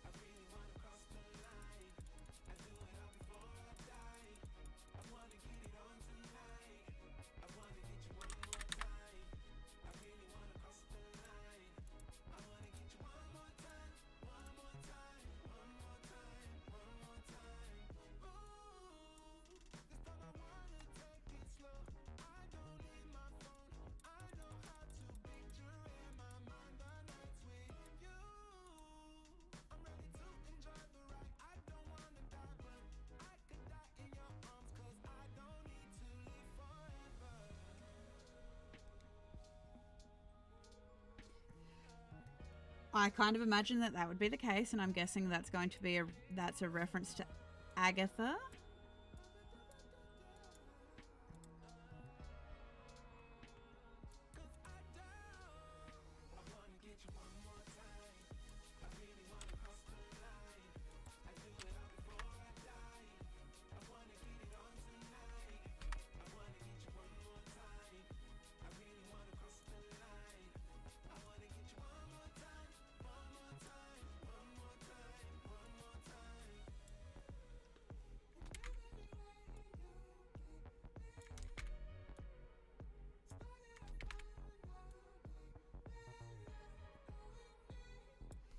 Had to draw slowly, trying to get it as straight as possible.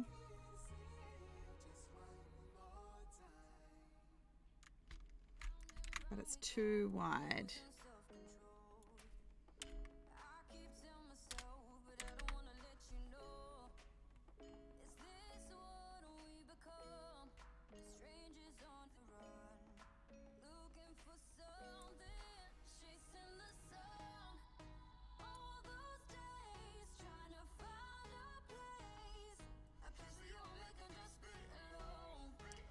Okay. Now, if I've got this correct, this is the Forest of Valor.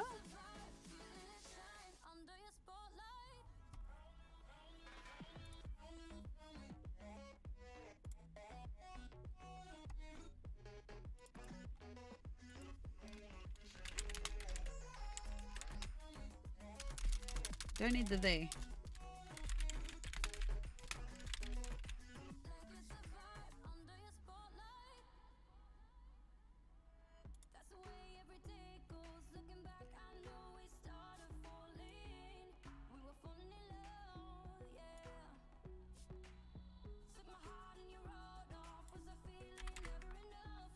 No.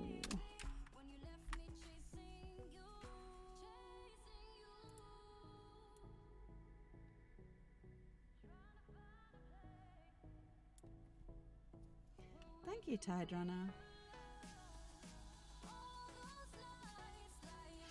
I mean, in terms of everything, it's not inhibitively expensive.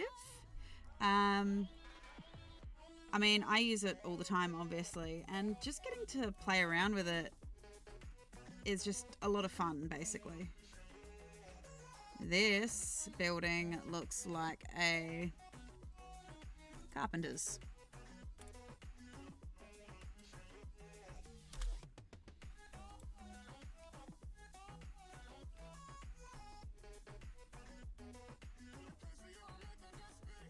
Yeah, the yearly sub is really, really good.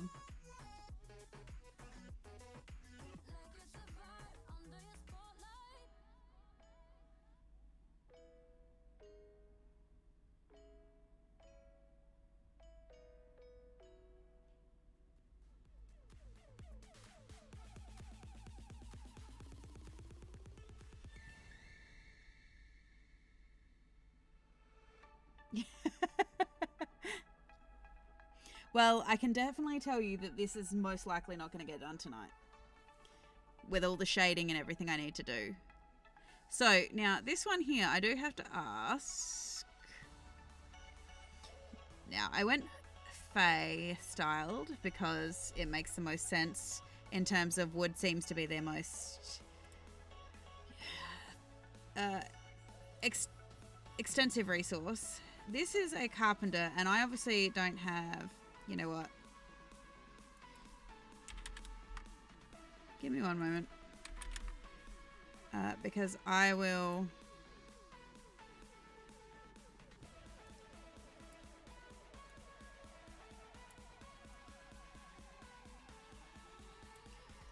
I need to open up the actual map you've sent me. Not as fast as I'd like. I will say, though, the last stream I did was literally just spent making the coastlines, making the water, and putting in all of the cliff bases around it.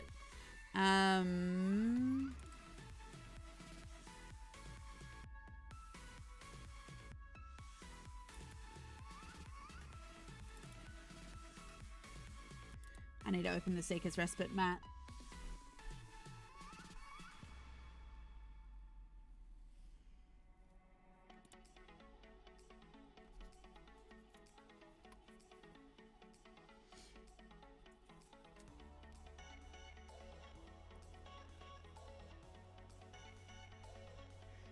So this little carpenters that I've just added in here that I have to ask about, this one here, is this a business? Does it have a name, this business? Because I had noticed that it doesn't seem to.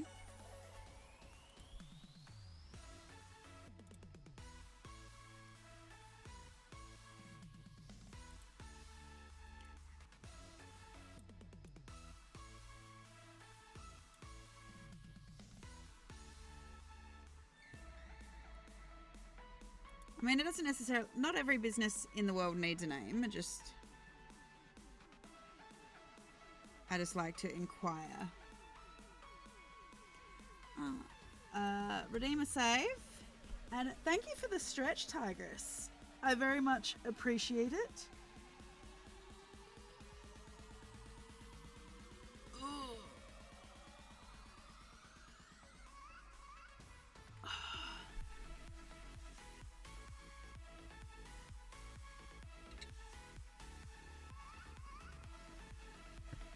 Yeah, and you've probably noticed that I don't name every business on every map either, just because, you know, it's... Well, for example, you may never go to the carpenter here, and if you do, I can make it up as we go.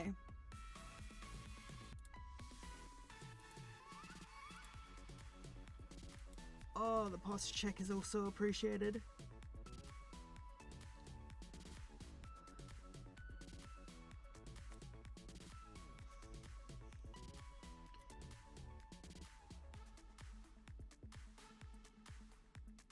Dr. Kastorka, welcome.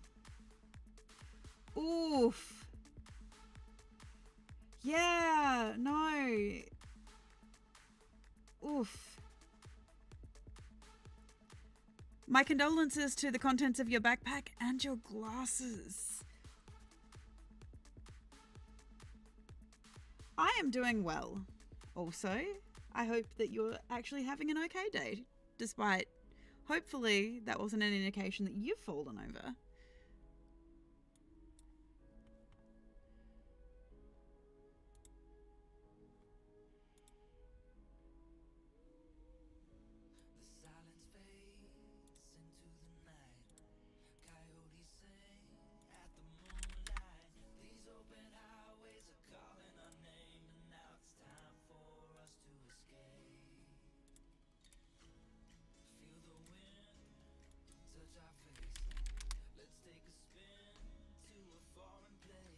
We love... Well, then I'm glad that you are okay. The last thing I would want is for you to be injured.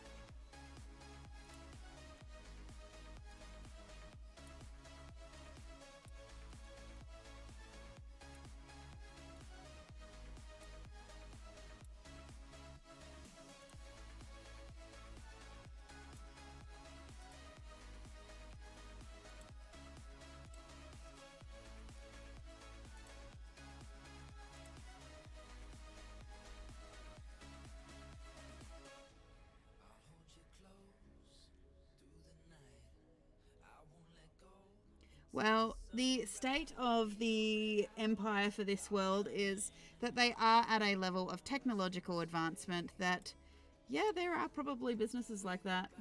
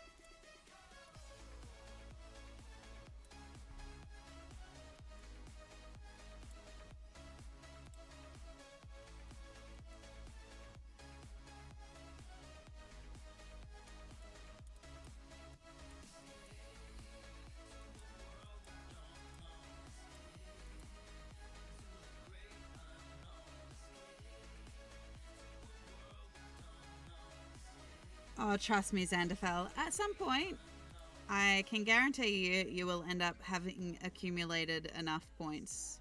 And trust me, there are a lot of towns that I'm going to be building. So, trust me, they will not go... I am always looking for names, basically. And you can redeem it anytime, and even if we don't use it for the town that we're working on or whatever, because for whatever reason it doesn't work, I do find a way.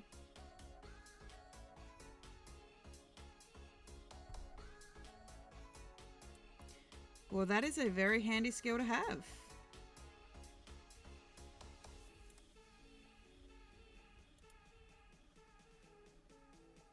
Oh, we love a good tea house.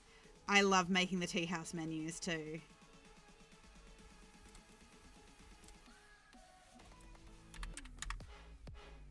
So yes, please do.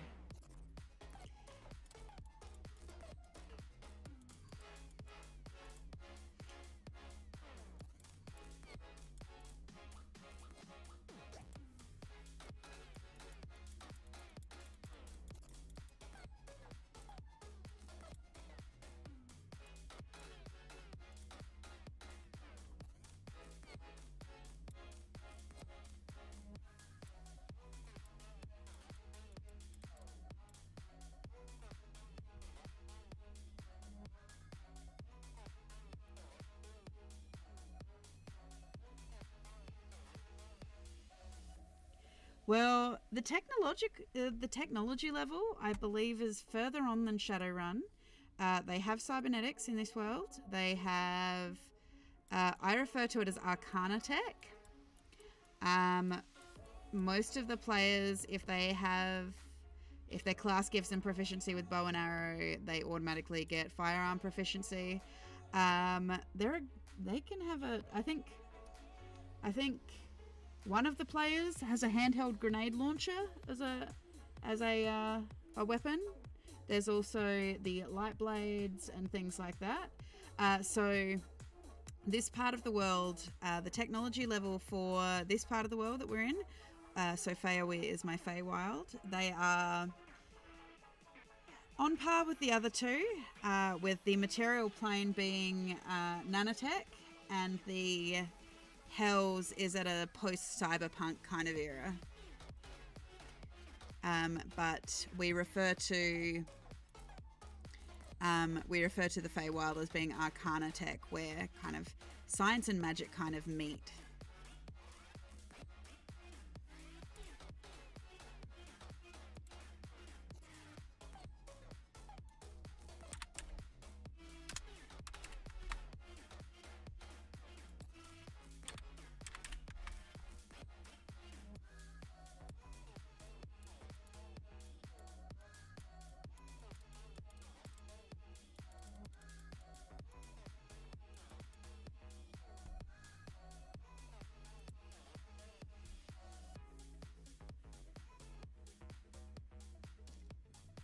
Yeah, basically,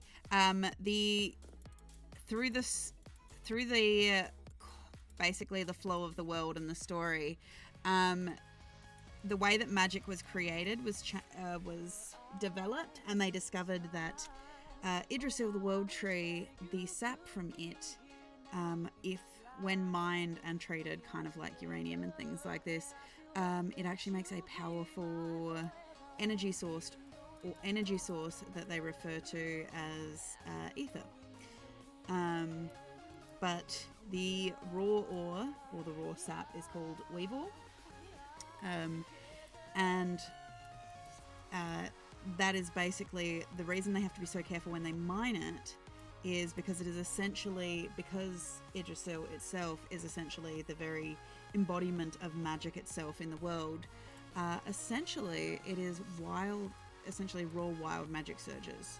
So if they don't treat it with care, it can blow up in their face, and it can end up being pretty bad, depending on what type of color the crystals are and things like that.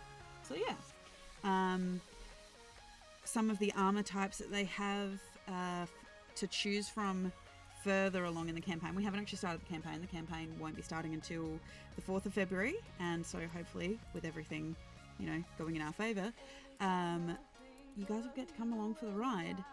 And it is a completely custom world, so if some of the rules are a bit, we kind of like stumble our way through some of the rules, that would be why. Because we're kind of having to make it work as we go, because obviously when I decided I want to do a slightly more futuristic setting, I did the obvious thing that you do, is how do you run a sci-fi setting in D&D, and the answer there was you don't, apparently. But yeah, no, so my players have got a lot of choice, and so at the moment, the current party makeup is we currently have 6 members of the party, who will all be coming together in session 1, as everyone will get to see. We have a Simic hybrid alchemist, who focuses, I believe, on I can't remember the exact parts. It was mutagenics, but he's since changed away from that. I want to say mechanics. Mechanics and something else, which is will be very interesting, basically. So yes, Simic hybrid alchemist. We have a Raken urbanite ranger, mutagenics and mechanics. There you go. Yes, a Raken urbanite ranger. So he's a raccoon man who does parkour, and he's a detective. We also have a Tabaxi warlock, Pact of the Boogie Woogie Woogie, which is a custom pact. We also have a Kalishtar warlock, I believe Pact of the Old One, but it's very picky choosy all over the place with it, which you guys will have to listen to find out what's going on with him. We have a Titanborn Asimar Paragon, which comes from the Corpus Angelus. And then our final character is an Eladrin Bardlock, Pact of the Succubus Soul, basically. So, which I don't know if you knew that yet, Tide Runner, so ha ha ha ha ha ha.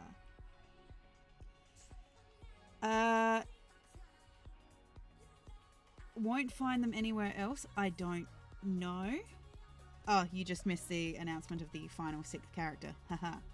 You'll have to wait now. Xanderfell, there are a number of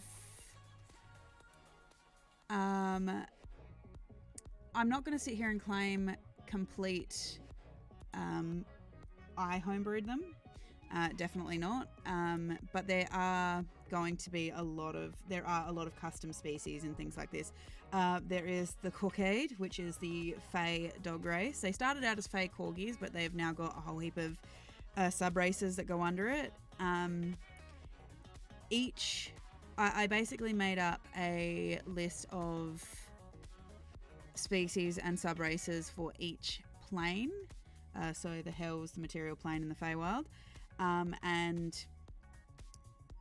even humans differ from region to region. So this is why variant human wasn't a choice for my players, because human from the Material Plane is going to be completely different to a human from the Feywild. Yes, they did. Like I said, I'll just tell you, Tide Runner, rather than keeping you in suspense. An Eladrin Bardlock, Pact of the Succubus Soul, Bard of College of Eloquence. Yes, I love their story. We've got the concept that we've made for them, so I can't wait. It's going to be a wonderful party, I think. So, but yeah, so we've got the Cockade, we've got a whole heap of like mashed together character, like Rabbit Folk. I gave more sub races. The Aarakocra have different sub-races depending where they're from, so you don't just have to be an eagle-based Aarakocra. You could be a peacock, you could be a cassowary, a white ibis, a hummingbird, a parrot, that kind of thing. So put a lot of work into making sure that my players, even though there was the restriction, for example, that you can't be a variant human, they had more than enough choice.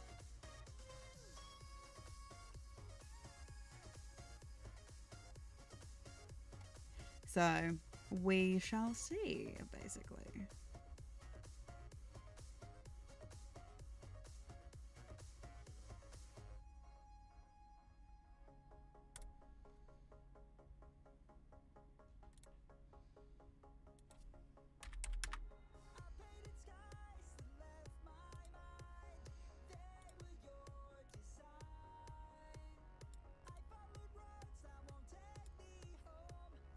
Okay, so this is a building here. Is it just this particular building here? Vajon. Oh, see, that's cool. Let's have a look. 10.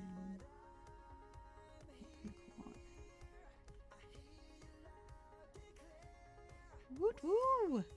Yes. Now, the Wilden Court that you've got here, is it just this building?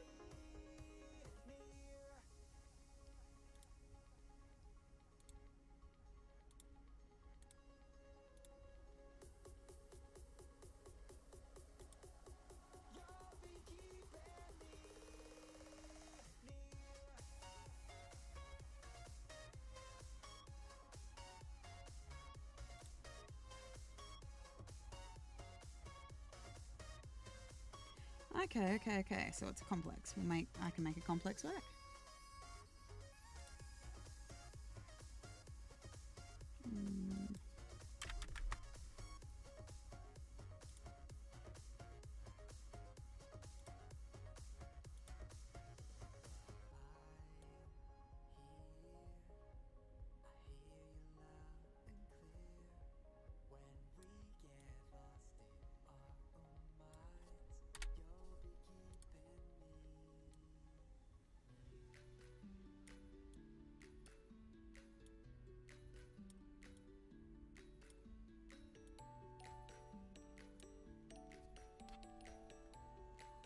Okay, scouts and hunters. That helps me figure out which buildings I need.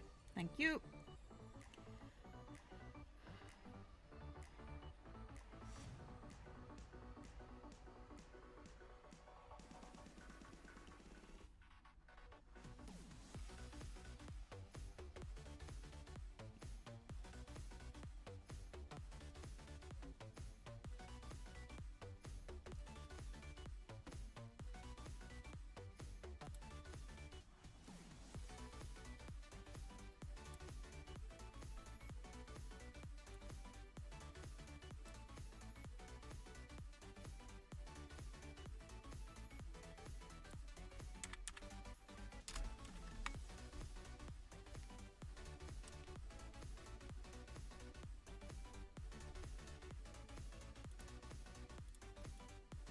See, that's pretty epic world lore.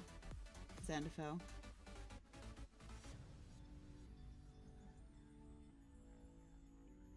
Do you mind if I mess around with the placement a little bit?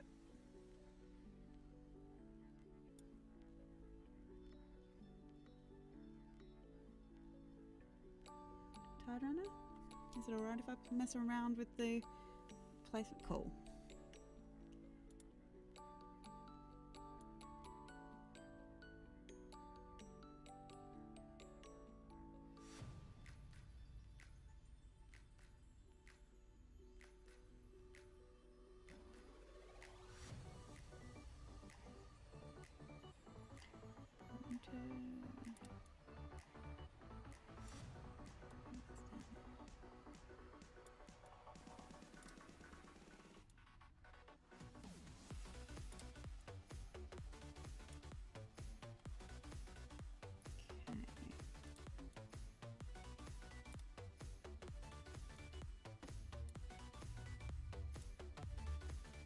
I'm sorry if you can hear this thumping, bassy thumping in the background. My neighbors have some really loud music going on.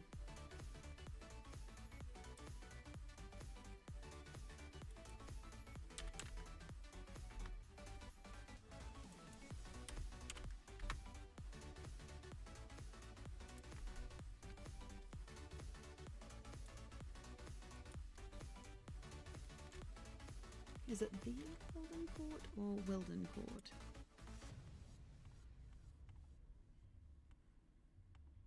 Okay, Wilden Court.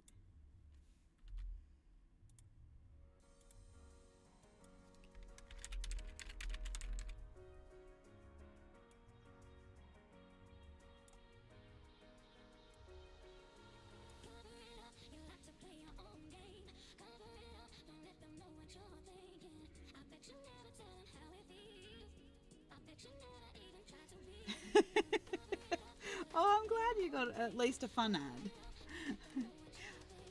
I don't think anyone likes ads, so I'm sorry that you are getting them. It's part and parcel, unfortunately, I think, of the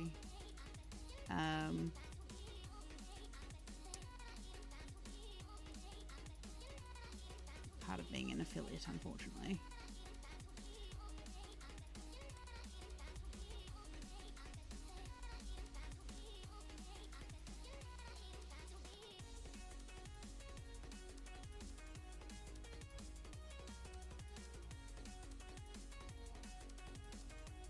So that's pretty cool. It's impressive.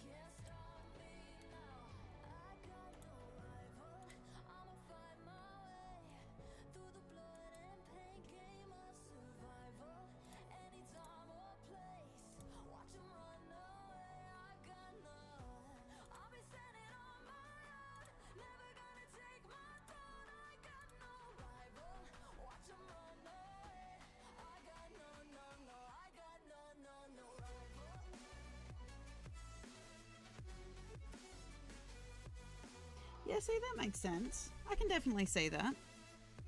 Basically, you get what, you know, you get back what you put out kind of thing. I like that.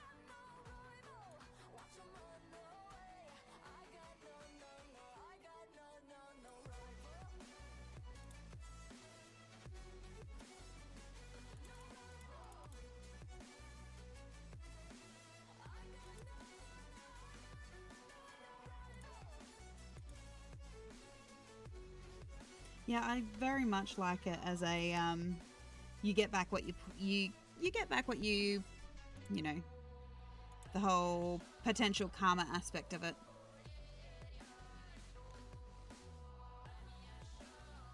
I like that.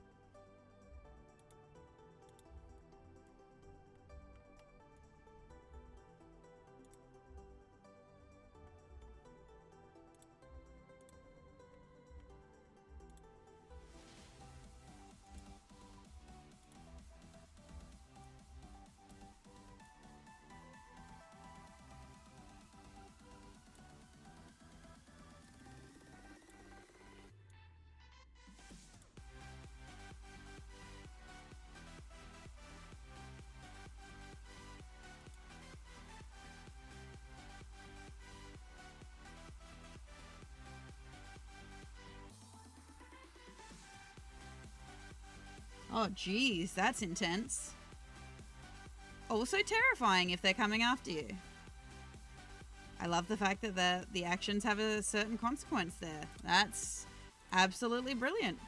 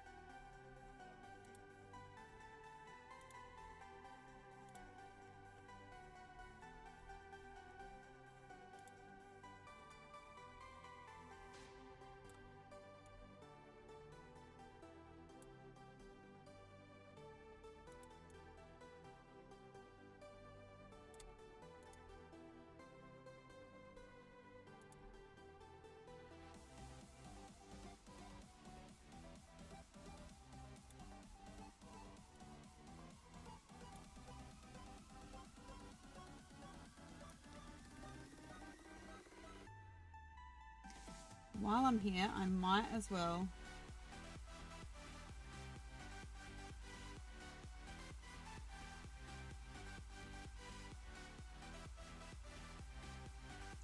Oh, geez, that's terrifying too. And not at all something I will try and keep in mind, Tide Runner.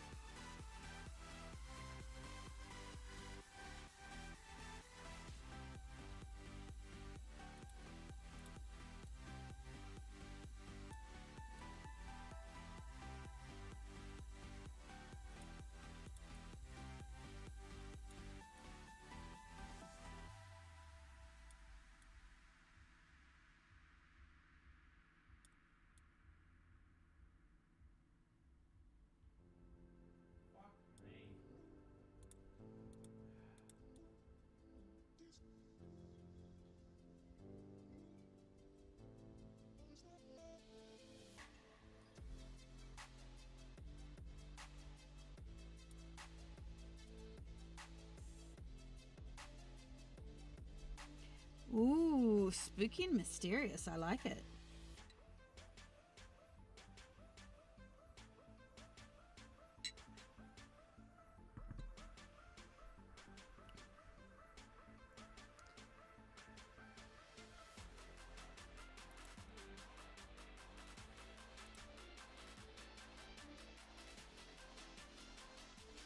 Love a good mystery. So no one knows where they came from or where they originated from. That's brilliant. I like it.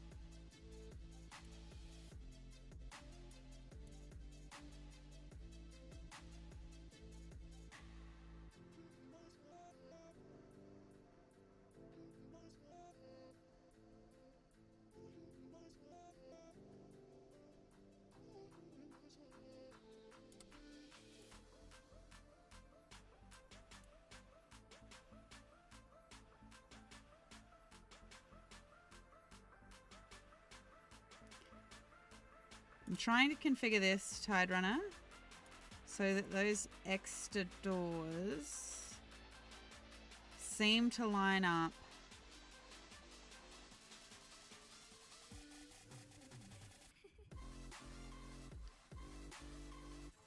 with the lakes, where the water's coming out of. The question is, I'm not 100% sure what hue I would like it to be.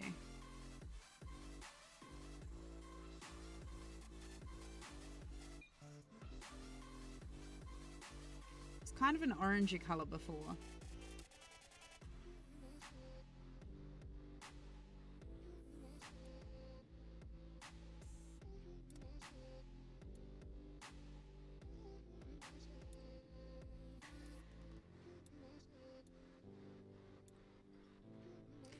I like that actually. There we go.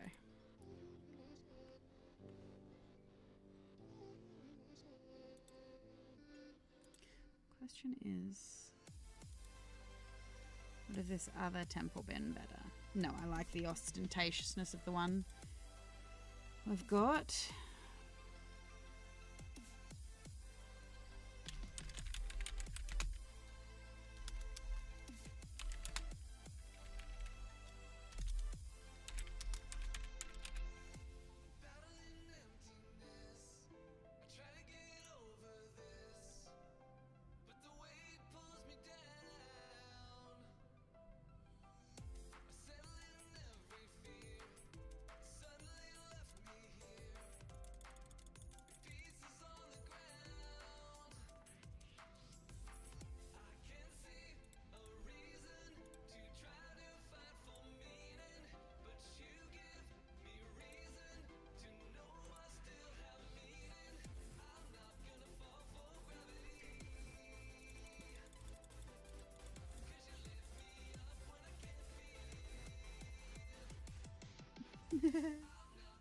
Bye, tigers. Have a nice day.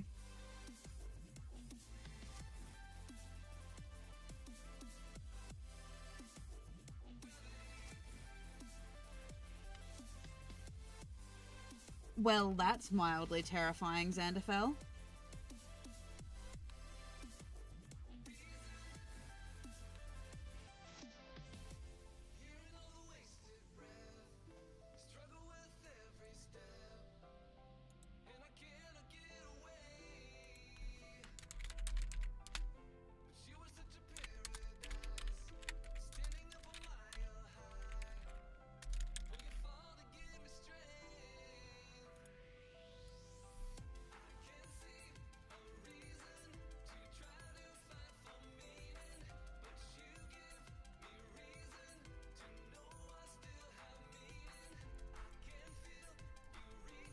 Yeah, no, the idea of a bug race that just make noise at me and then if there's enough of them they will attack, that's kind of scary.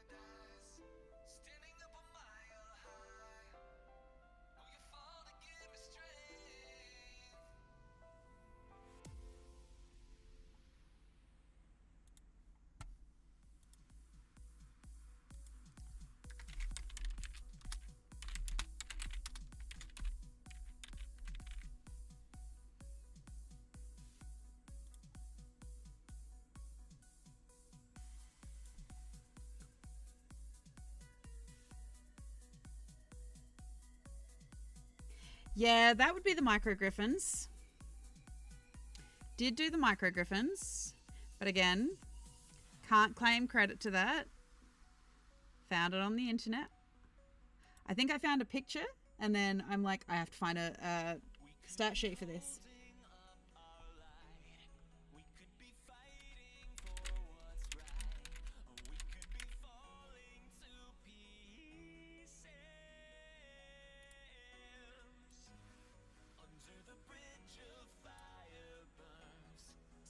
No, I had it in the campaign and I did it to them as well.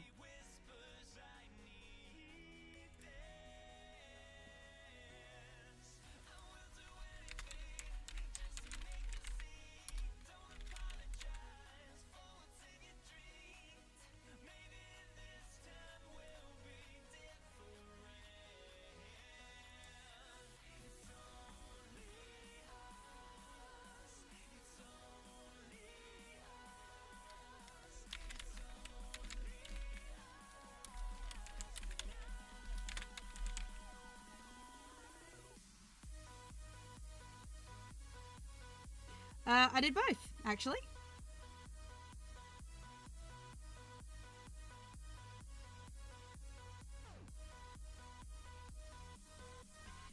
I'm happy. If I find something that I think looks really cool, generally I'll find a way to utilize it. And I try to find a stat block that already supports it. If I can't find one, I kind of mash one together as best as possible.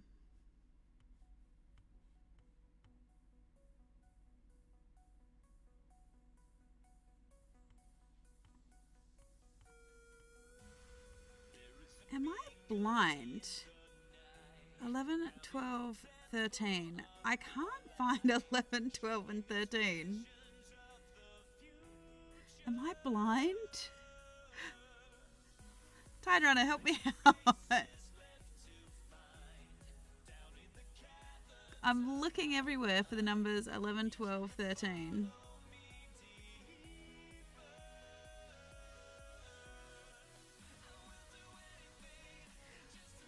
Where is 11, 12, and 13?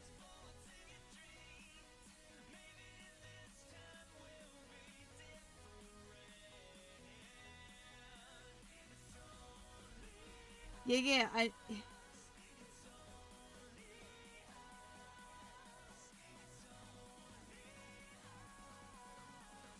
I know what they are, but where are they on the map? Because I can't actually find the numbers on the map. I can see the numbers up here.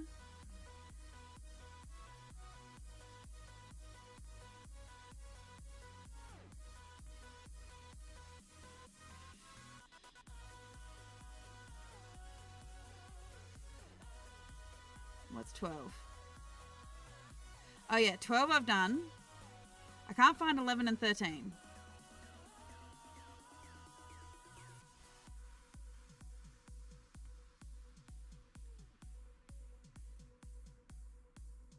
Next to Skyhopper's Roost.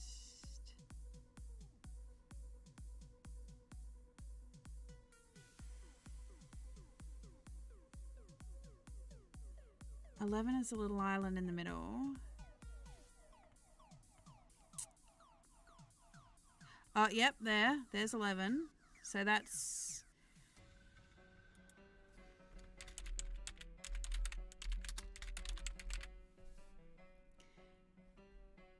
Yeah, it's just Agatha's that I can't find now.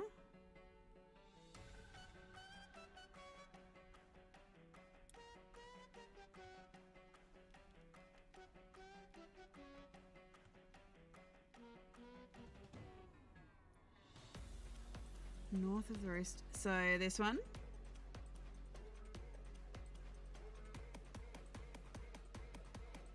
Okay. Yeah, it's hidden.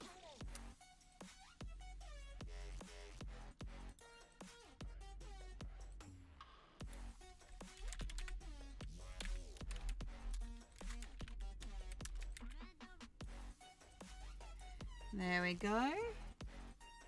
Yes, buried by my new cliffs.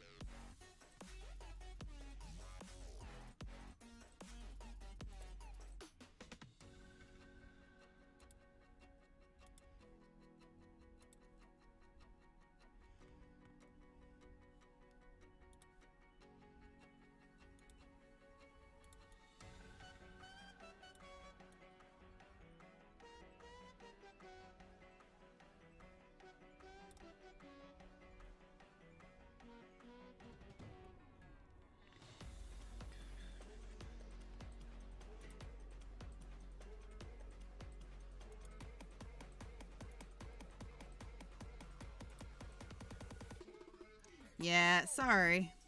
That's why I thought I'd ask. It's one of the wonderful things about having you here as a mod. I can just ask.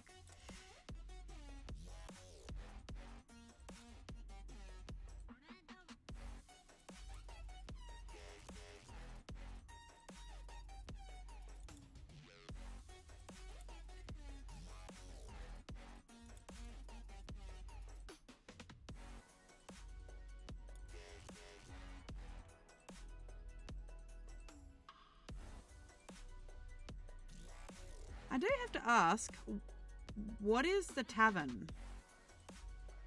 With all these names you've got, what is the tavern? Is it Skyhopper's Roost?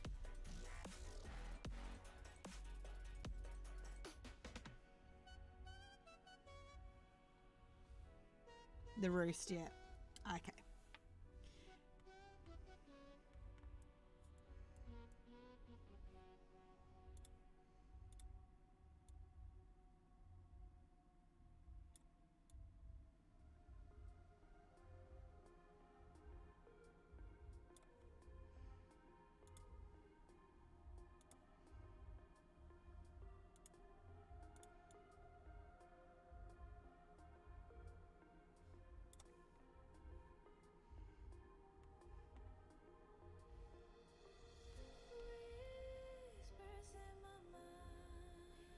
Okay.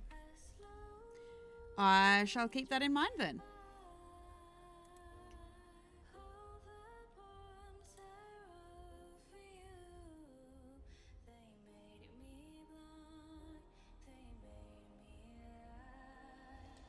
Oh, that's kind of cool.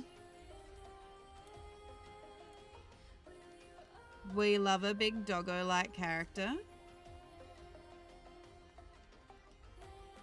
I take every opportunity I can as well to give Tide Runner. Tide Runner's characters usually get a pet of some description.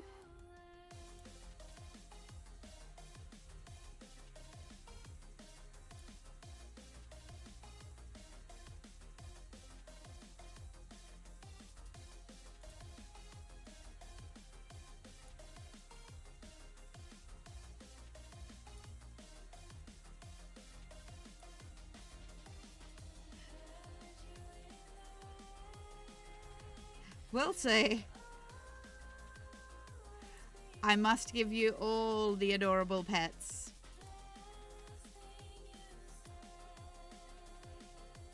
Should I be worried that I've put like a Skyland waterfall right next to the place where people are likely to get absolutely drunk? That'll be fine, right?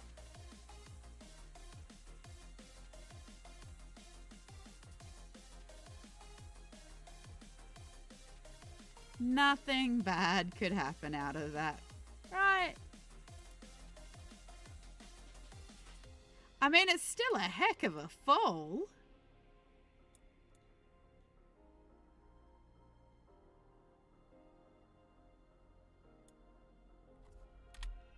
I wouldn't want to fall from that distance, even if there is the markets underneath.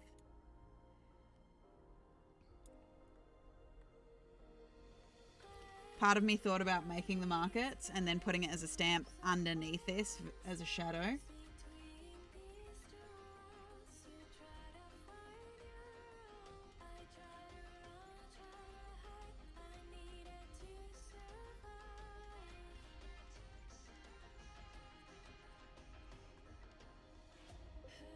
It is something that I suppose I can maybe hash together. The problem is the background. I need this background.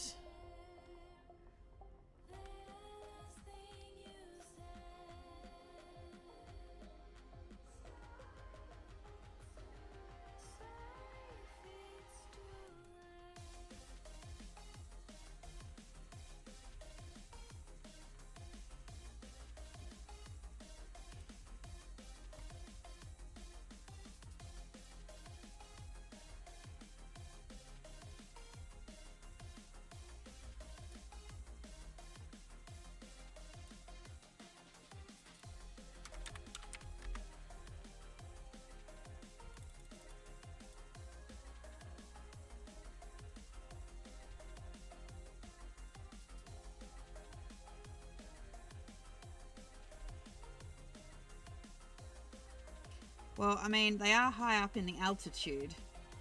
I haven't added the shadow yet either. I wanted to make more emphasis on the colors of the sky.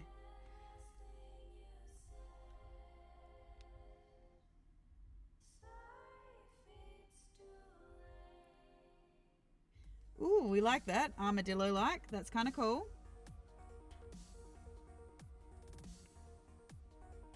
Yeah, the Golan, which is from Heliana's Guide to Monster Hunting. It's essentially a pangolin-styled race.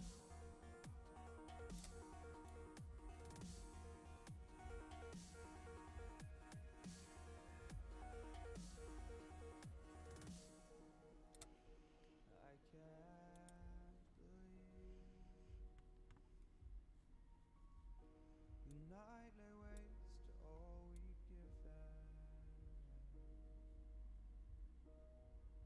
But honestly, you've gotta know this ain't living. But we could run.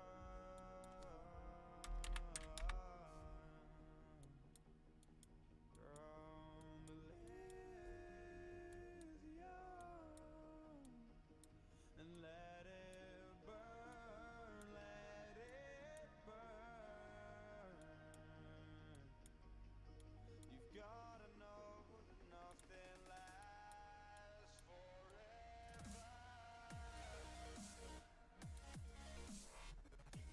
Hi, Quoten Fetzak. How are you? Thank you. I am endeavoring to do my best with it.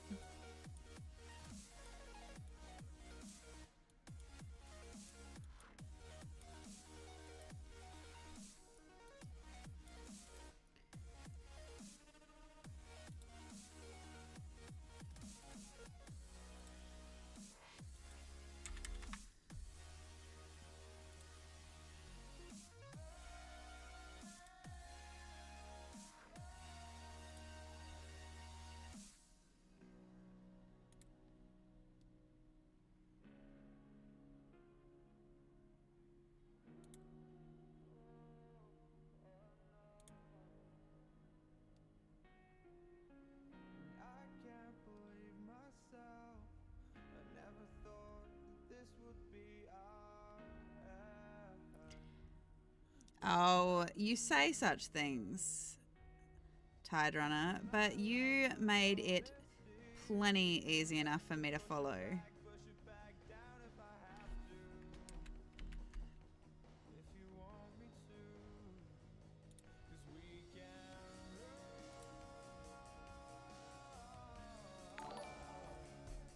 Thank you for the follow. It is wonderful to have you here, Sharknado. And thank you for helping me hit 100 followers. I don't know what to say. Thank you to everybody who actually shows up and watches these streams and has a chat with me. It is wonderful to have you here. Yeah, it is absolutely wonderful to have you here, and I will have to brainstorm what to do with my mods as a thank you to all of the wonderful followers. There have been a few suggestions bandied about already about what we could do as a thank you. So, yeah, I'm going to have to sit down and talk with my moderation team and see what they think we should do as a thank you, because honestly, I never thought I'd get to 100 followers. I didn't think 100 people would want to watch me build maps, let's be honest. So the fact that you are all here, it is amazing. Thank you. Thank you so much. And Sharknado, you are an absolute rock star for being the 100th follower. Thank you so much.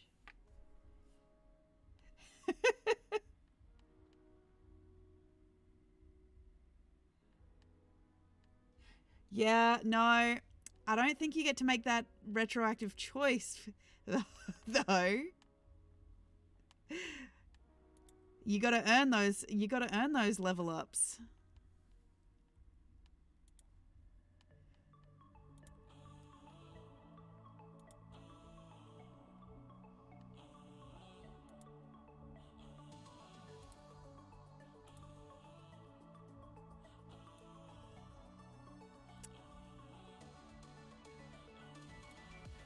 Yeah, the idea of even hitting that Xanderfell is very overwhelming. And yes, you are right, Tide Runner. I will redeem it with a save. Thank you so much for that save.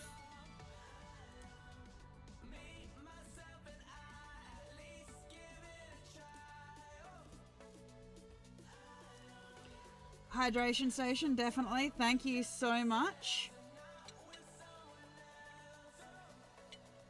To everybody else who's playing along at home, also have a bit of a drink of your beverage of choice to stay hydrated. It is always important. Doesn't have to be water,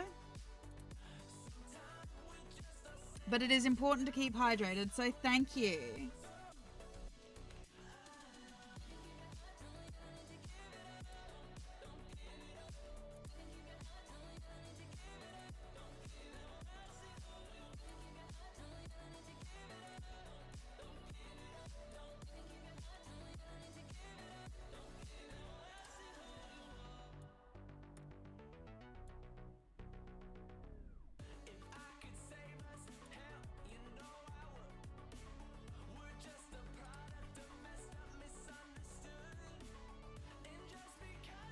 I have something set up for that, but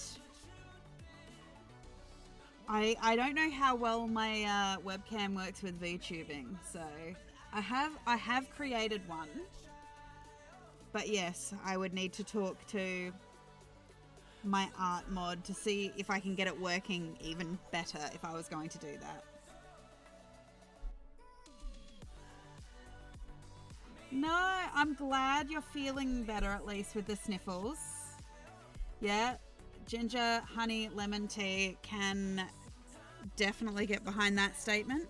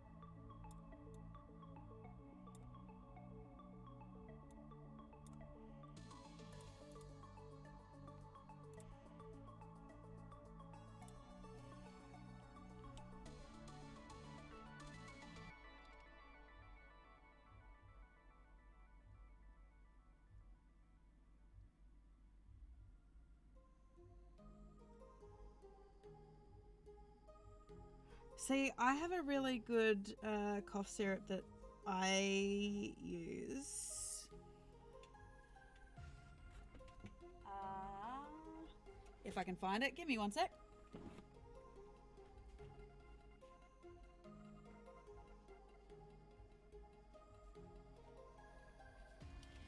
If you can find it, it is a Chinese cough syrup that I was put onto by a lot of voice actors and whatnot. It is called Ninjiom Pei Pa Koa. It's basically a herbal cough syrup. And I can 100% say that it is amazing. It works amazingly. If you can't find that, because you would need to go to an Asian supermarket to find it, they also do cough drops as well, which also work just as well.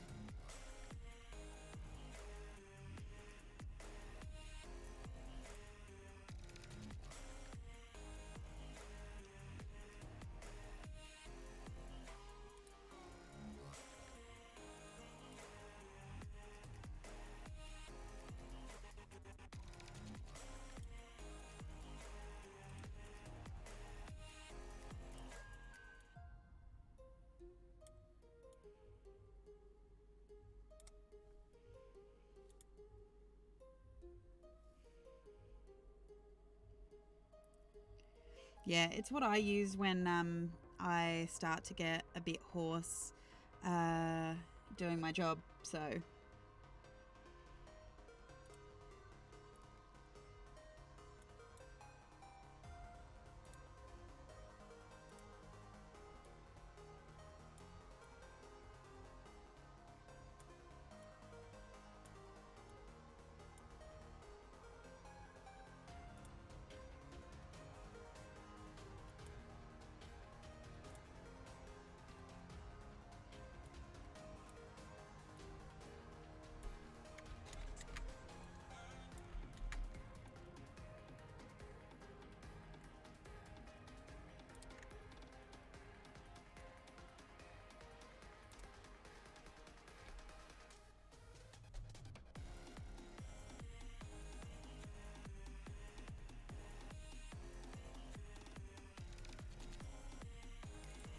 not gonna lie, having a little bit of a dance party here on my own.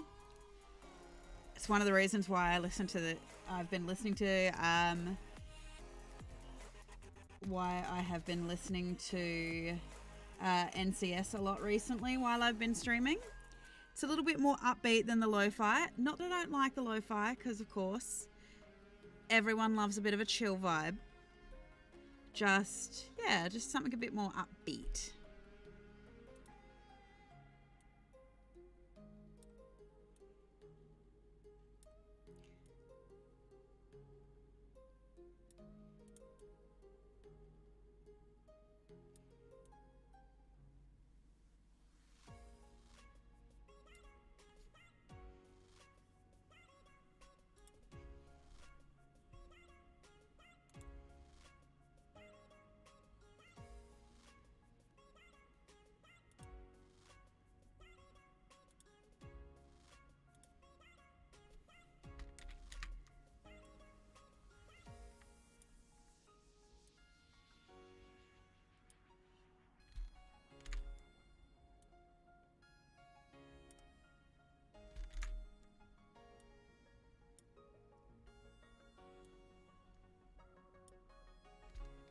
See, this is one of those things. I'm like, is anyone going to notice that I'm giving the herbalist a garden? Probably not.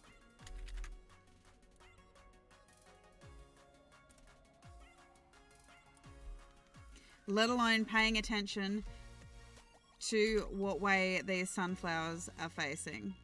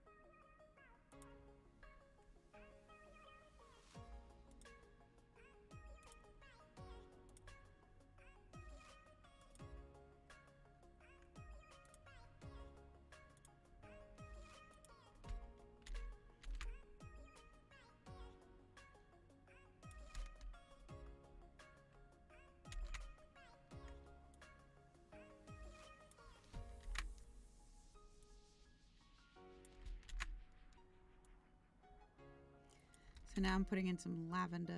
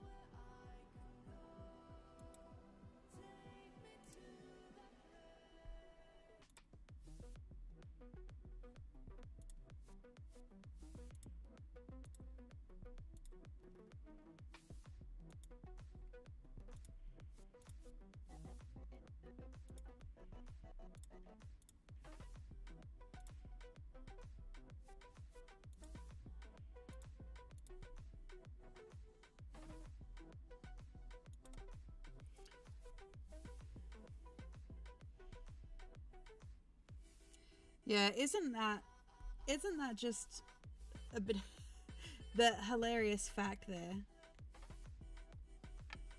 that it is literally your body's immune response saying, not today.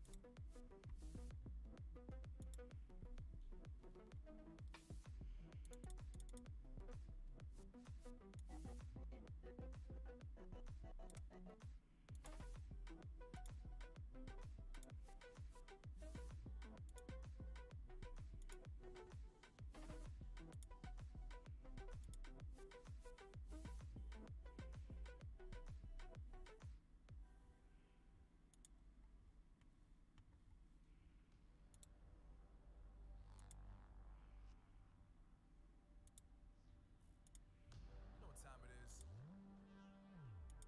Marvin Devine, Hoover, Axel,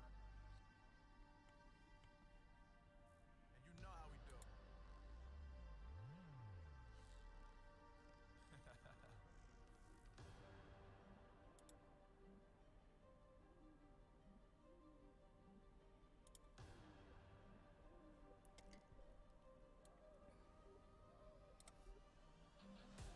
Yeah, I got the juice. Yeah, I got the juice. Whip game cool, make 'em look like cool. Always play it cool, that's the biggest rule. Fuck that, what they doing, keep on doing.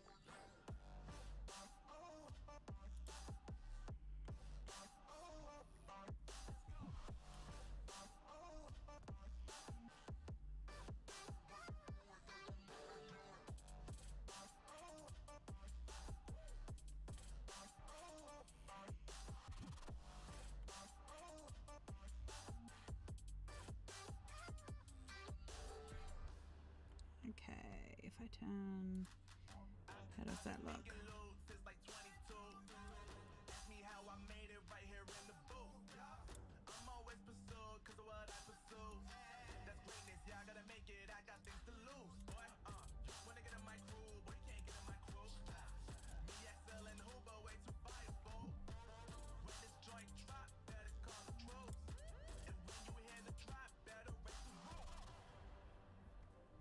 Better raise the roof. You already know what happens when we link up. Let's go. Yeah, I got the juice. Yeah, I got the juice. Big game cool, make 'em look like cool. Help if I can spell flower. Fuck that, what they doing, keep on doing.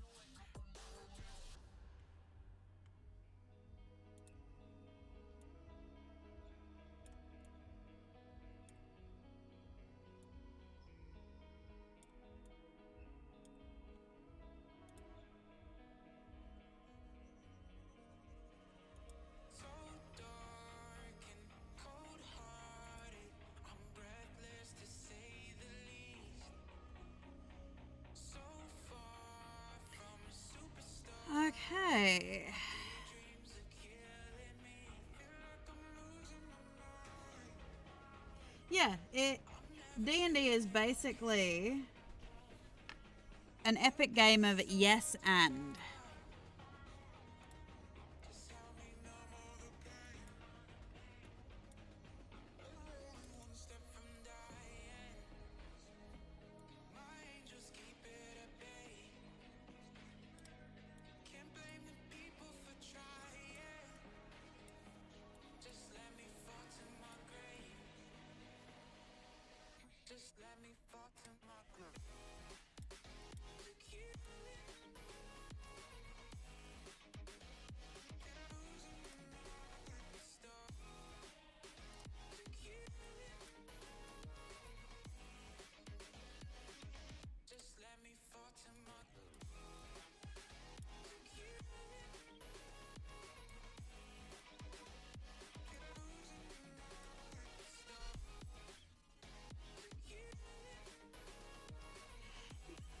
Yeah, but the it can be whatever the world builder wants it to be, and obviously it comes down to the party as well.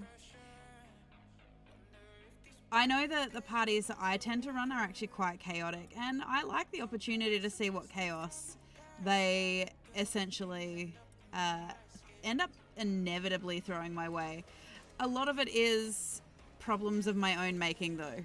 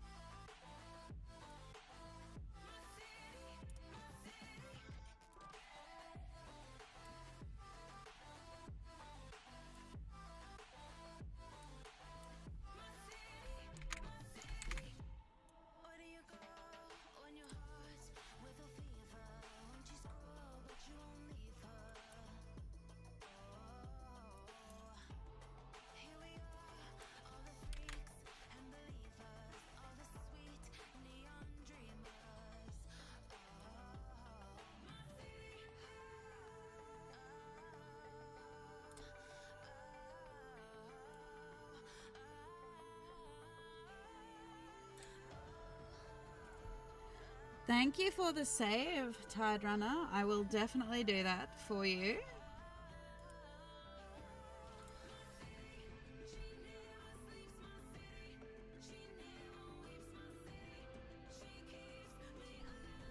Yeah, Zanderville, you haven't met any of my parties. They really...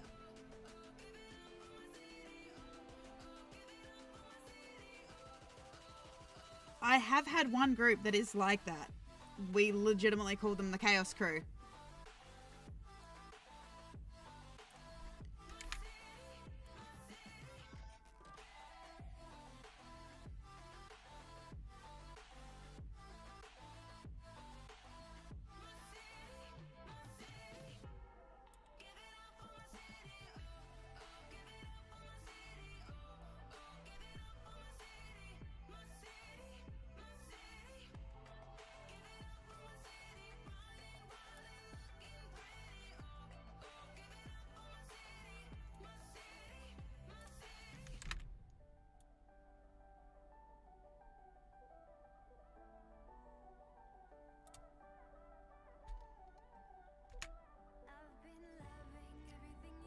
I wonder.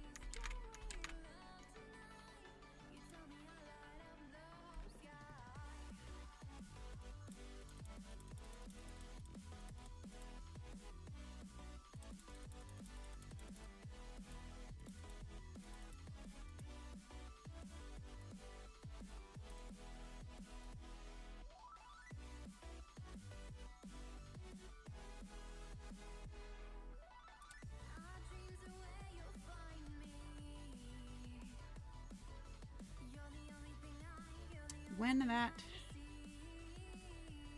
I like that, the fact that it's straight. There we go.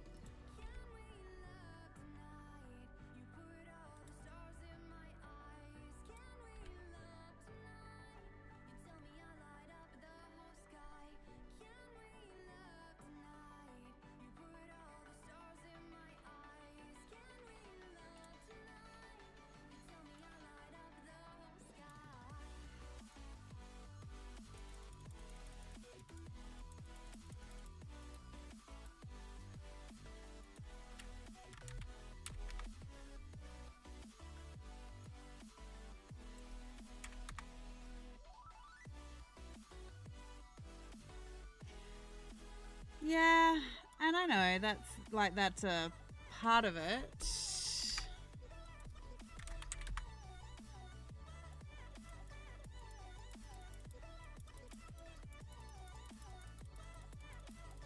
But this is where you see how pedantic I can get about it.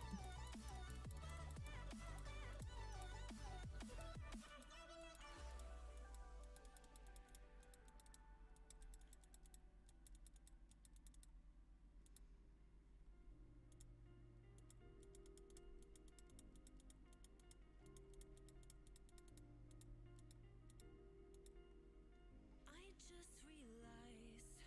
walls a mile high to protect my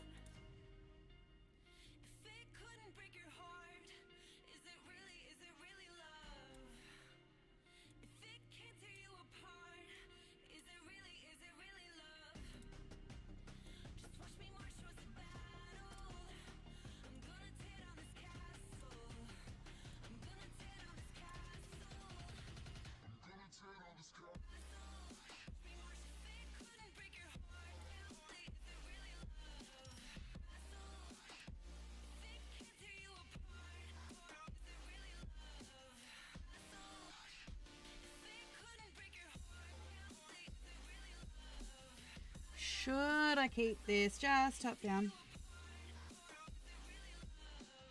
Every now and then, but usually we're pretty on top of them. So yeah, not as often as they could do. Yeah, usually they jump in, and if the bots jump in, we get on top of deleting them pretty quickly.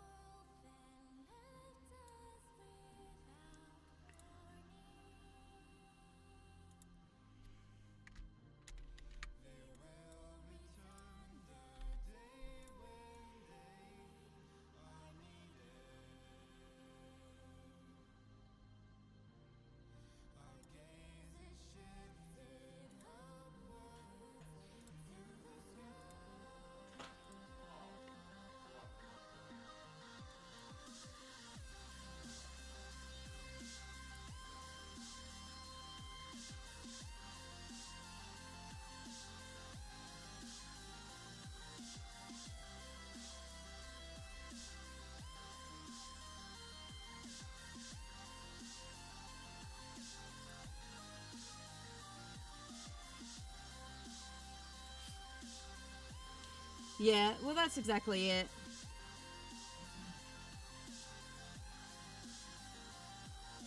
I haven't seen any bots at all.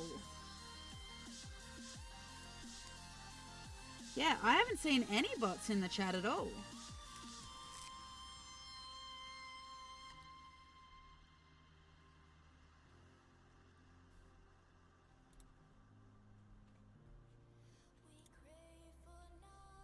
Yeah, I block whatever ones like make a comment and stuff like that, but I haven't noticed any. Unless you have Tide Runner.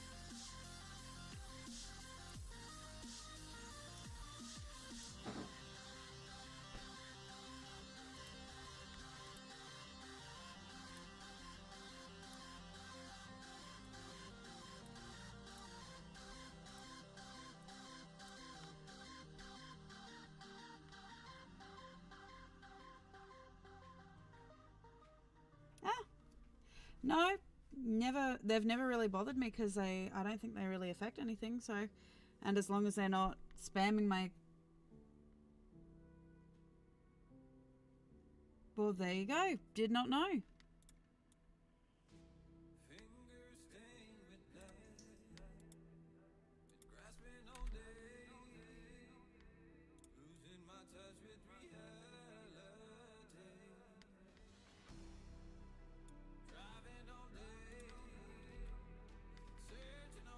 Yeah, I'd never noticed them before, so like I know that they're there in my chat thing.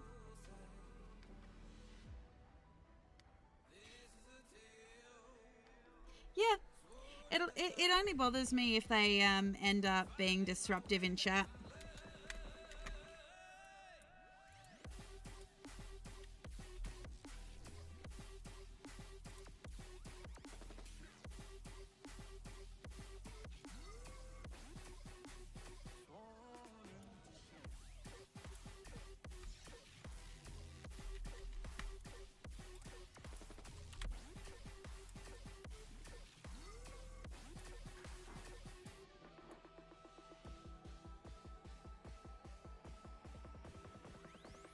One specific frequency.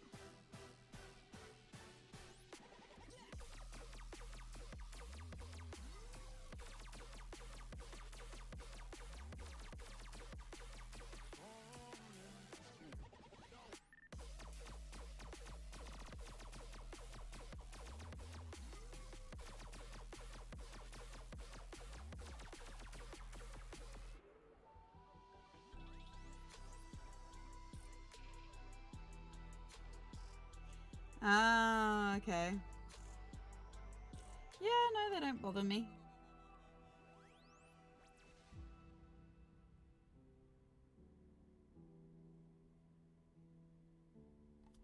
Yeah, no, they don't bother me.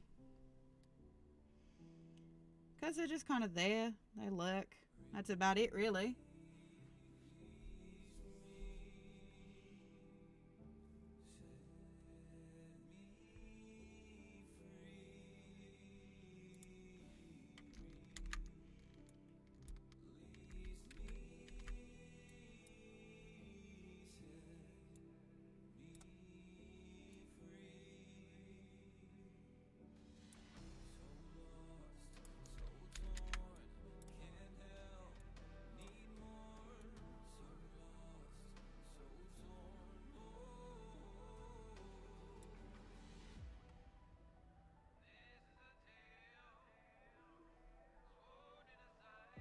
Yeah, that doesn't surprise me.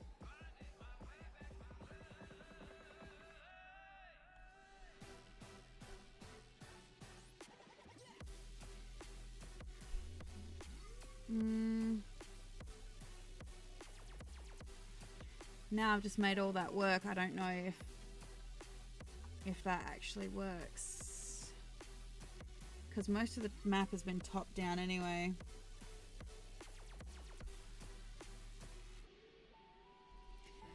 Okay, do we like the sideways facing waterfalls or do we prefer these kind of more top down ones? What do we think?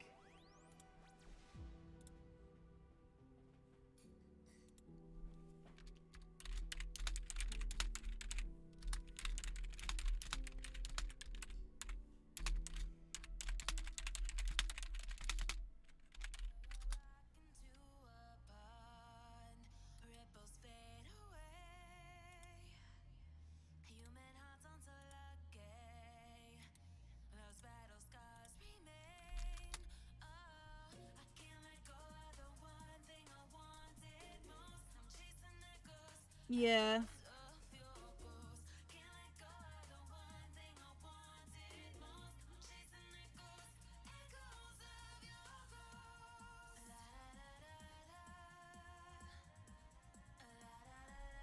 Did not know that. There you go.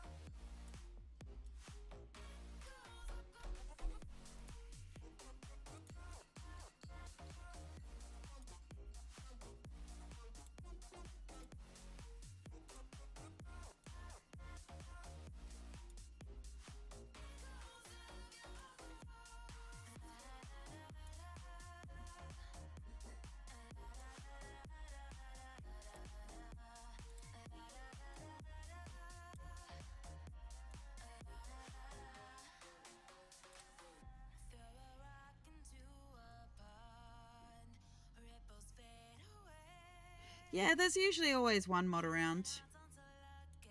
At least.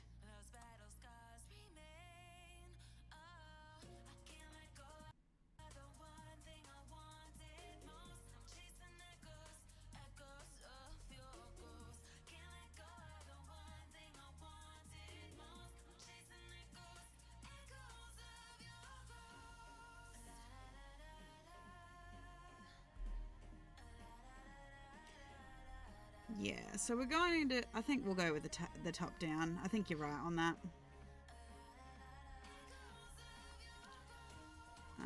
It's only this one down here now.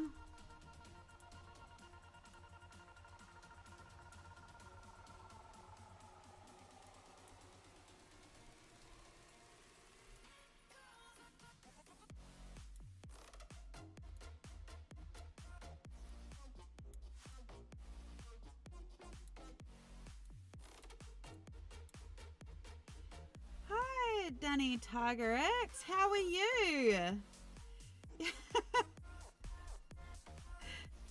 You are welcome to join us. I am going to be finishing up shortly, but you are always welcome to join us. We love new people here. And I will say for you, Tide Runner,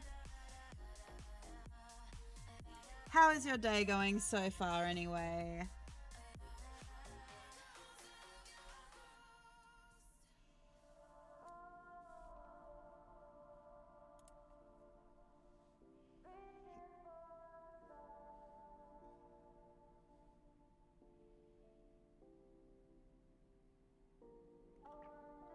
Yeah, that's exactly it.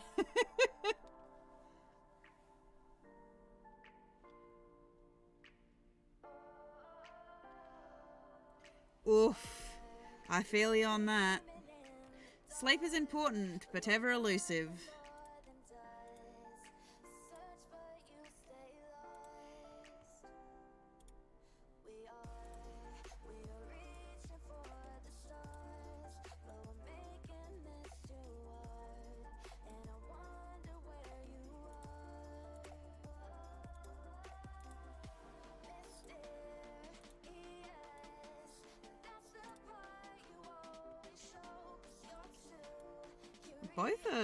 Both are valid options, Tide Runner.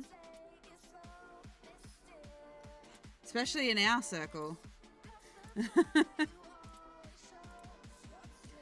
Of course, we try to encourage sleep, healthy sleep habits as much as possible. But as we know, not always possible.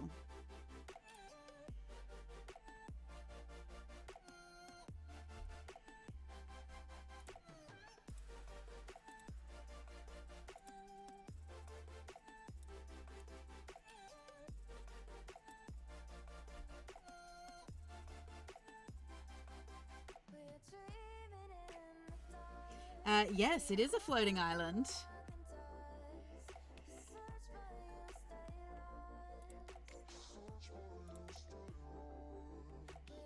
Doing a lot of work to make it work, basically, and we're just kind of populating it.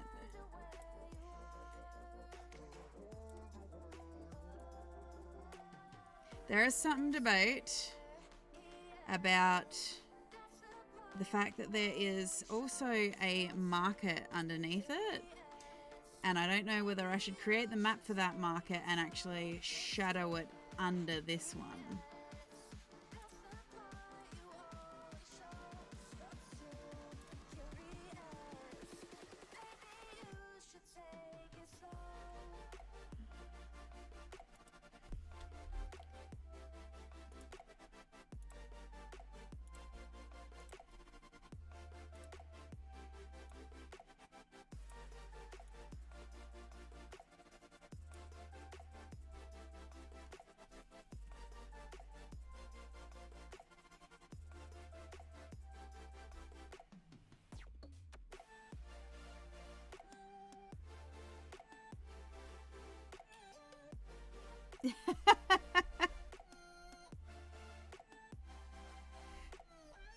Yeah, there is all of these floating islands, and underneath is a market.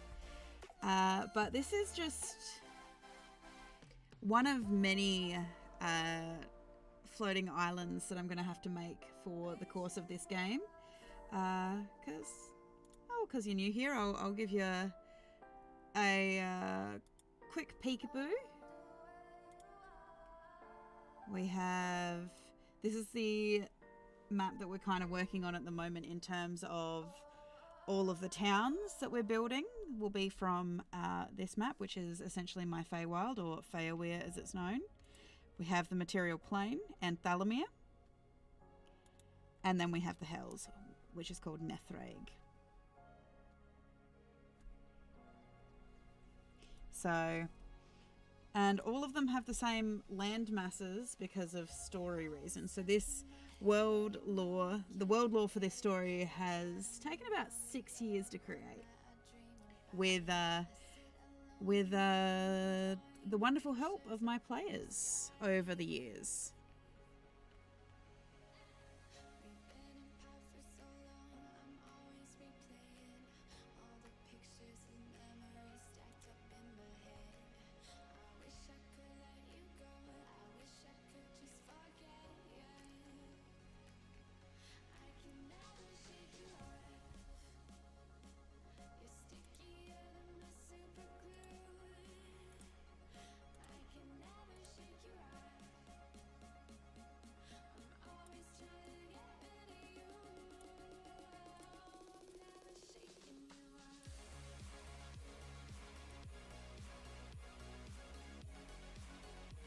Yeah, no, I can completely understand that.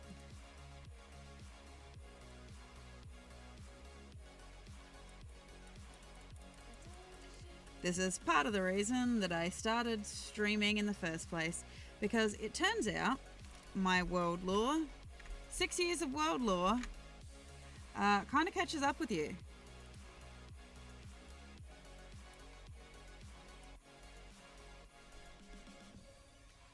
Yeah, unfortunately not. For which I have...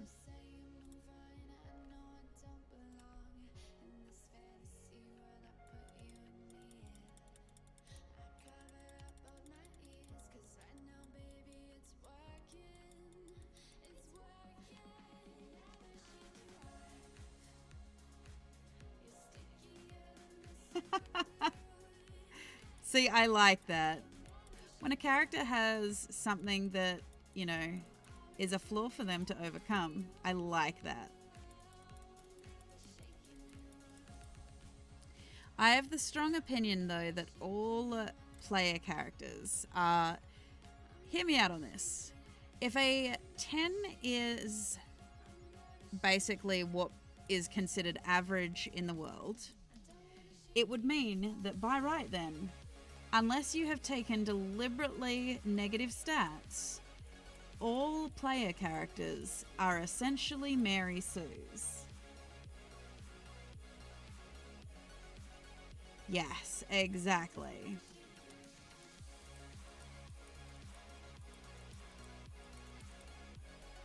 See, I like that too, having a flaw like that. I like that.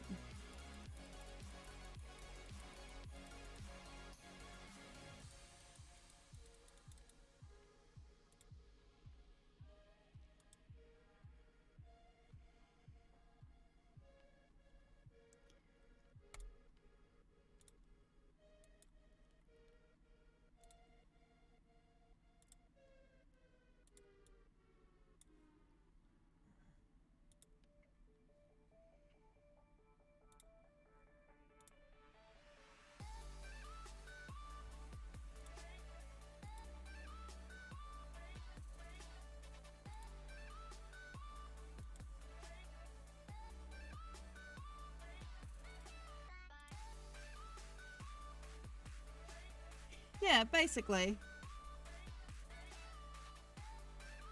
The reality is, and this is just my theory, that all player characters, unless you're taking deliberately negative stats, all player characters are Mary Sues, because they all have something that they are exceptionally good at. Exactly, Tide Runner. They are meant to win the day and save the world and all that stuff. They are the heroes of their story. And I don't think that there's anything wrong with that. The fact is, we play D&D to play heroes.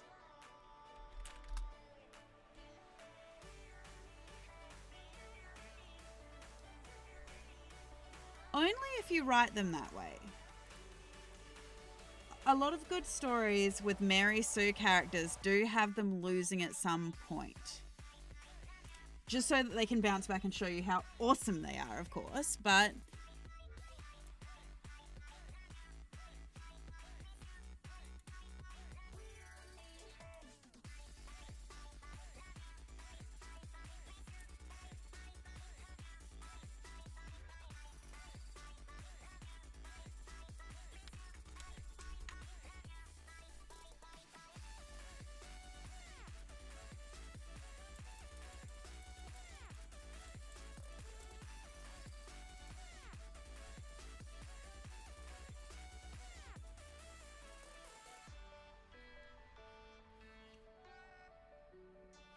I see, I don't inherently have this issue with people like the idea that all player characters are Mary Sue's though, because they are designed to not lose.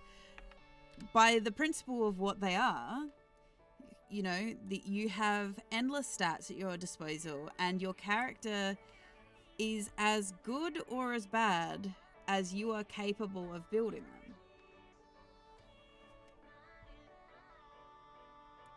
Especially in the newer iterations we see of the game as well. Because all of the documentation that's out there lately basically supports the narrative that essentially every character is a Mary Sue.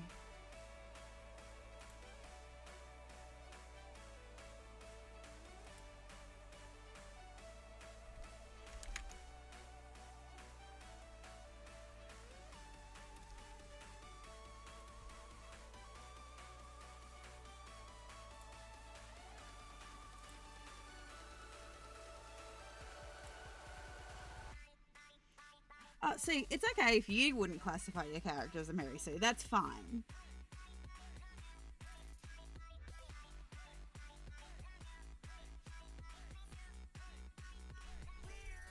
This is, like I said, this is just my personal theory. It obviously, it doesn't have to pertain to how you view your characters.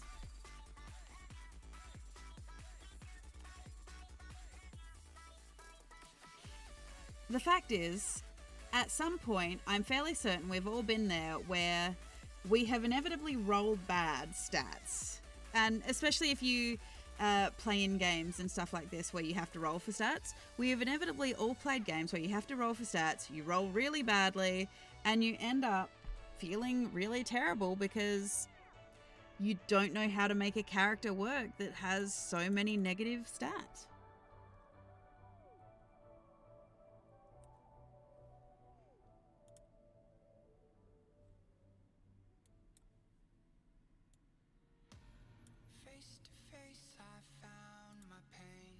So, by that standard then, do you deliberately make your character have intentional flaws?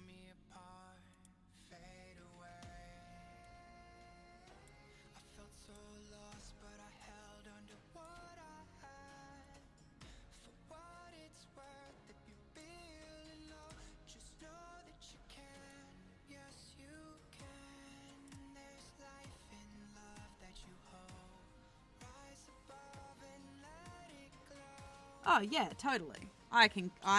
Trust me, I don't make perfect characters by any stretch of the imagination. My theory comes about just by the fact that by essence of the way that a lot of people build their characters is that they are trying to build the best character possible that has little to no flaws, or not easily exploitable flaws, more specifically.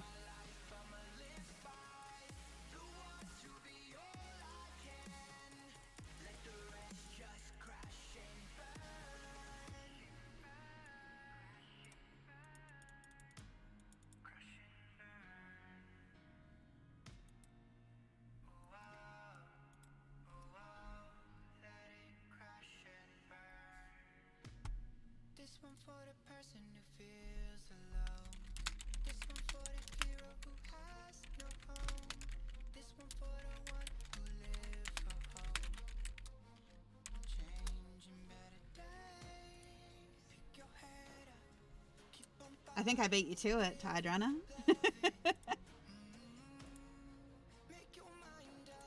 However,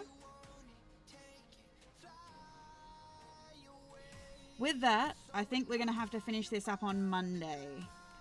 And with any luck, we will get it finished on Monday. So, I want to thank everybody that showed up tonight. I want to thank everybody who has followed along. Thank you to everybody who has helped me reach 100 followers. It has been absolutely amazing. I'm going to have to talk to my mods and figure out a way to say thank you to this wonderful community that we have been building.